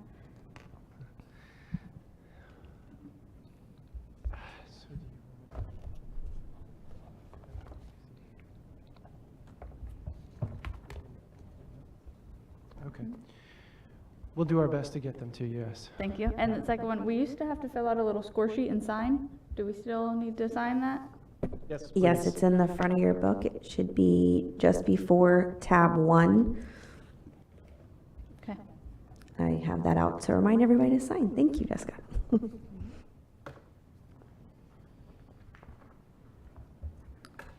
that this? Okay. Okay. Wanda? Just a couple quick comments. Jessica and I were fortunate enough to be able to go to the Palm Bluff ribbon cutting. And that is a beautiful piece of property. I've been out there a couple times walking since then, and I think that's a property, if you haven't been there, it's a property that we can all be very proud to be a part of. So I just wanted to mention that. And then National Geographic in September of 2022 did an article on America the Beautiful, and they talk a lot in here about conservation. And I noted that the Florida Wildlife Corridor is one of only 6 nationally designated corridors that are in the nation that they referenced. So I thought that was pretty good, and it's an excellent article. They talk a lot in here too about the role of agriculture and how the people who are doing agriculture need to be recognized for what they do, and that we have to somehow learn to work with the farmers and the people in agriculture. They did a real good job on that. So September of 2022, if anybody feels like reading that. And the other thing, I don't know if you guys have been on the dashboard for Volusia Forever. I know you sent out an email on that, but I have found that to be really helpful. So good job on putting that together. That was it. Thank you. I've got a comment. Steve? After today, I'm concerned about the property that came up that Mrs. Nancy Weary nominated, the 1.5 acre tract that we approved, and I voted for approval. I'm concerned going forward that although it met the minimal requirements, it did not meet the spirit of our Volusia Forever. So that's what is concerning to me. I don't know of a way to prevent this in the future, but there is, it was a difficult situation for me. So noted. Darrell? It shouldn't take me more than 20, 30 minutes, but, no, talking about these conservation easements, okay, or the ag easements, or any of the easements that we're doing, do you have a broiler, you have a template that you're going off of, or are you trying to write them specifically for the property? We're using the state template, the state agricultural easement template, but they are modified depending on the owner's requested uses. So, for example, with Mr. Evans, we've had a number of conversations about his vision for the property and what is going to be necessary to keep him in agricultural production on that land out there. We're in a stage right now where we are taking those requested uses. We're talking to some industry experts, University of Florida, etc. We're taking a look at the BMPs and seeing how we can incorporate language that does what I described earlier, protects the natural resources around that property while fully empowering him to remain in agricultural production on the land. So once that easement draft is completed, I'll go back and sit down with Mr. Evans again. We'll go over the language as it's written, and that document is actually turned over to the appraisers at that time that we're going to try to figure out a value for the easement itself. Okay, because I was just wondering, I know going from my own experiences, you know, and I've mentioned before, we attempted to do an easement on our property originally, and we failed with St. John's. And a lot of it was, you know, we'd worked for 1.5 years on trying to come up with the language, and we had 30-some pages of documents that we tried to tailor to our, you know, to the uses of the property. And it was an interesting exercise, I should say, but when it came down to establishing values from what you're retaining, I'm just curious how this is going to go forward, because that is, you know, the devil's in the details, and it's also in the appraisal process. And the appraisal process can get very funky because there's not a lot of experience for people that say, well, you've got some rights here, and we've taken away all your rights, because basically that's what a conservation easement is, and that's what we were looking at as a conservation easement, that we could retain limited agricultural uses. And when we did that, trying to come up with a value of that, we were so far off that, thank God I didn't do it, because the property would have cost us money to maintain from what we would have derived off of it. So anyway, I'm just curious as to where it's going with that, and I'm curious to see how you're going to do it. I'd be interested to talk to you. So when we hit that final stage, when we hit the appraisal stage, what we're looking at is there is a Florida Department of Environmental Protection list of approved appraisers out there. And they actually have certifications and specialties that are listed on their sheet on the web page. So I'd be interested to learn if the Water Management District picked somebody that actually had agricultural conservation and easement experience, or they just went with a standard appraiser, and that's why there was such a disconnect on the... Well, I know when we did the appraisal process, we used 2 appraisers, and they both came out with properties that were similar, but they were not, we picked a lot better properties that we could show in our value that, listen, this is, you picked a piece that's way over in the green swamp somewhere, it has nothing to pertain to us. We've got paved roads, we've got this, we've got all that, and I'll talk with you about it later. We no sense taking everybody's time up, but anyway, the appraisal process was bad. Well, anyway, that was my first question. The second one is, I too, like Steve, on this easement there, the Lake Helen property, and I guess this is a direction to the attorney. If I have a property that I build a house on, say I have 10 acres, and I don't want to pay with the property values today, my land is probably worth, say, $150,000 an acre minus improvements. And I could go get greenbelt on it and run some cattle on it, and try to get my taxes on use. What would happen? Can I go out there on my property and say, guess what? Here's my house. I'm going to put my house on 1 acre, 9 acres. I wanted a conservation easement. I'm going to give it to the county. I'm going to give you a conservation easement that says I'm going to leave it in woods, and I'm not going to do anything with it. I'm going to let it grow up naturally, and I want it to be taxed as conservation land instead of highest and best use. Can I do that in Volusia County right now? Absolutely. I mean, my pop-off answer is yes. I mean, I'm not the property appraiser, but yeah, I would. I'm just curious if there was any, does someone have to accept that, or can I just go to the property appraiser and say, here's a conservation easement, and we're going to, who do I negotiate that with? Who you negotiate the easement with? Well, yeah, who am I going to give that easement to? You would be giving it to the county. The county. Right. Russ Brown. Huh? Start with him. Does the county have to I was just accept it? curious about it, because I know No, the county does not have to accept it. You don't have to accept it. Have you ever done that to anybody that came forward and said, I want to just give you, I got 10 acres here, I got my house on the back side, is all woods, goes down to a swamp, I don't want to run cows on it, I don't want to farm it, but I don't want to pay taxes on it either, I'll give you a conservation easement on it. For the purposes of not paying the taxes, you're saying for the purposes of not paying the fair share of taxes? I'm not going to pay taxes on it. I'm going to leave it as a natural deal. I could put it in ag, I could clear it and fence it and run cattle on it, or I could just say, you know what, I'm going to leave it open as a wooded piece in the back. I'm not going to, we'll do what the minimum is to keep fire suppression or whatever we have to do, invasive species out, but I'm just, I want it then assessed as a conservation value and not as a fair market value. Has that been done, do you know, in the county? I'm not aware that we've ever accepted a deed, or an easement, for those purposes. I know that all the time, though, there are what I'll call wild deeds that get filed where people just quit claiming interest to the county.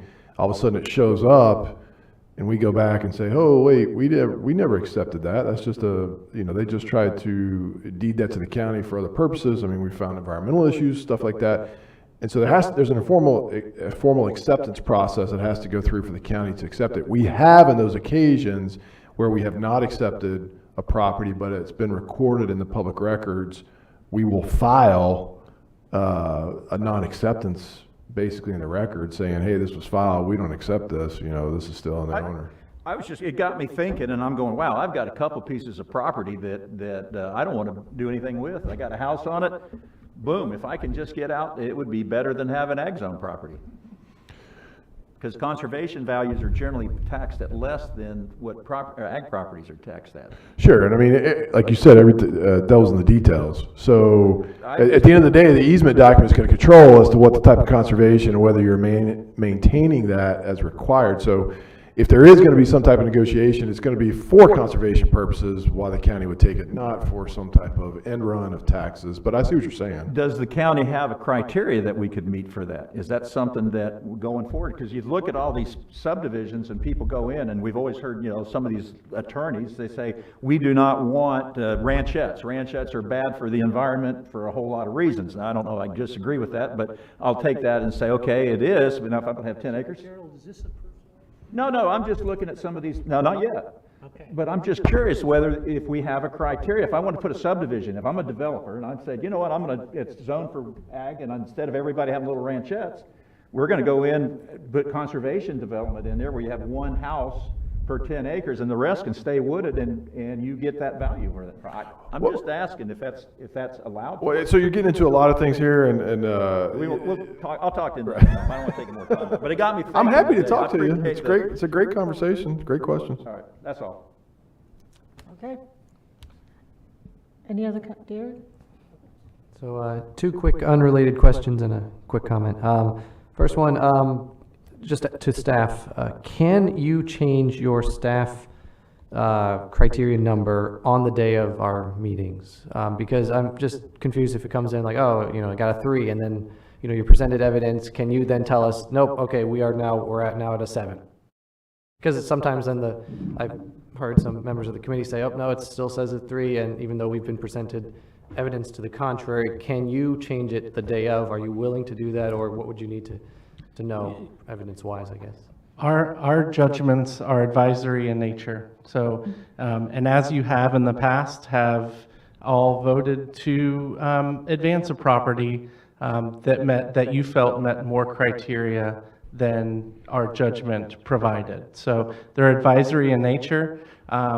That's our professional opinion. And so I would not be apt to change it on the board floor, but certainly you all have experiences and knowledge that can contribute to the conversation, and certainly can, as a body, discuss that and use your own judgment as well. No, I know I respect and definitely deeply appreciate your criteria and the staff's hard work. That's why I feel that it's important to know if that is flexible or not on the day of. Otherwise, we are just basically stuck with that.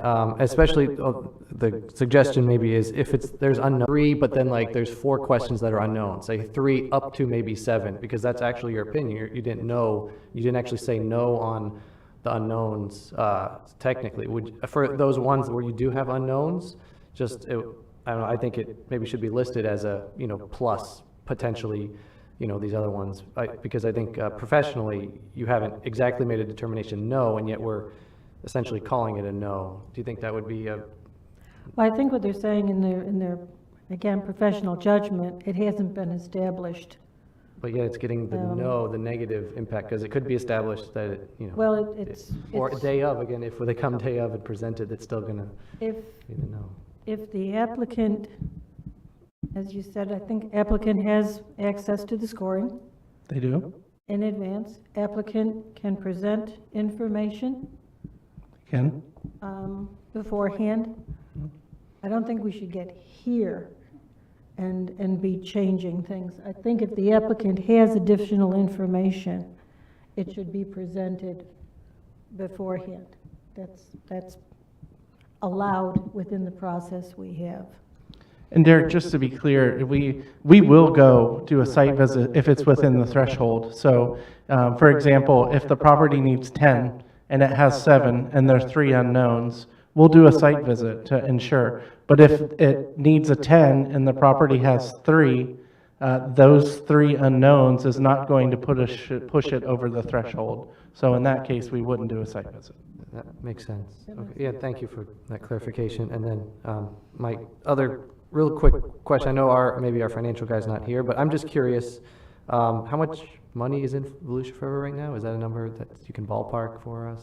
I mean, have we spent it all? If you can't answer that, that's okay, but. If we could bring it back at the February meeting to make sure that we're giving you the right number. Okay. I know how much we had from the previous year, but with the new fiscal year, that has changed. So I want to give you the appropriate, accurate number. Thank you, and I do hope to get that soon. The reason, because, and then this is just my one quick comment, is it's my opinion that really we should try to save all the land. I think you guys realize that. I'm always trying to do that because, humans have already cleared, like for the whole planet-wise, more than half of it basically, and numbers are continuing to be going higher. So really, every parcel is a potential one that I want to save, and big or small, wet or dry, but mostly also for habitat value. But so yeah, I do appreciate that, we have a limited budget to spend, and we're not here to just value the land, but if I know like, hey, we have $100 million in there and I'm saying, no to a property that's, like just 1 acre or something, like it doesn't make sense in a big scheme of things. Whereas if we have a limited supply, then yes, only the top, lands we can purchase. So that's important to know, and I hope, to learn more about it. So I appreciate your help, and thanks as always. Okay. If there's no further discussion, is there a motion to adjourn? We are adjourned. Yeah.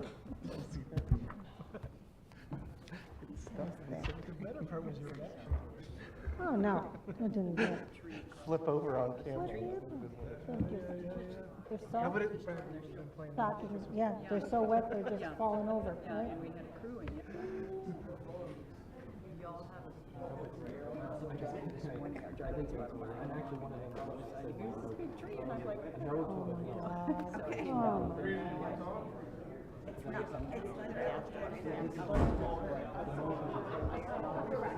Yep, they just fall over. Yeah, hard to envision if you haven't seen it, but yeah, so. Okay, Thank you, ladies. sweetie, I'm gonna leave my book here. So.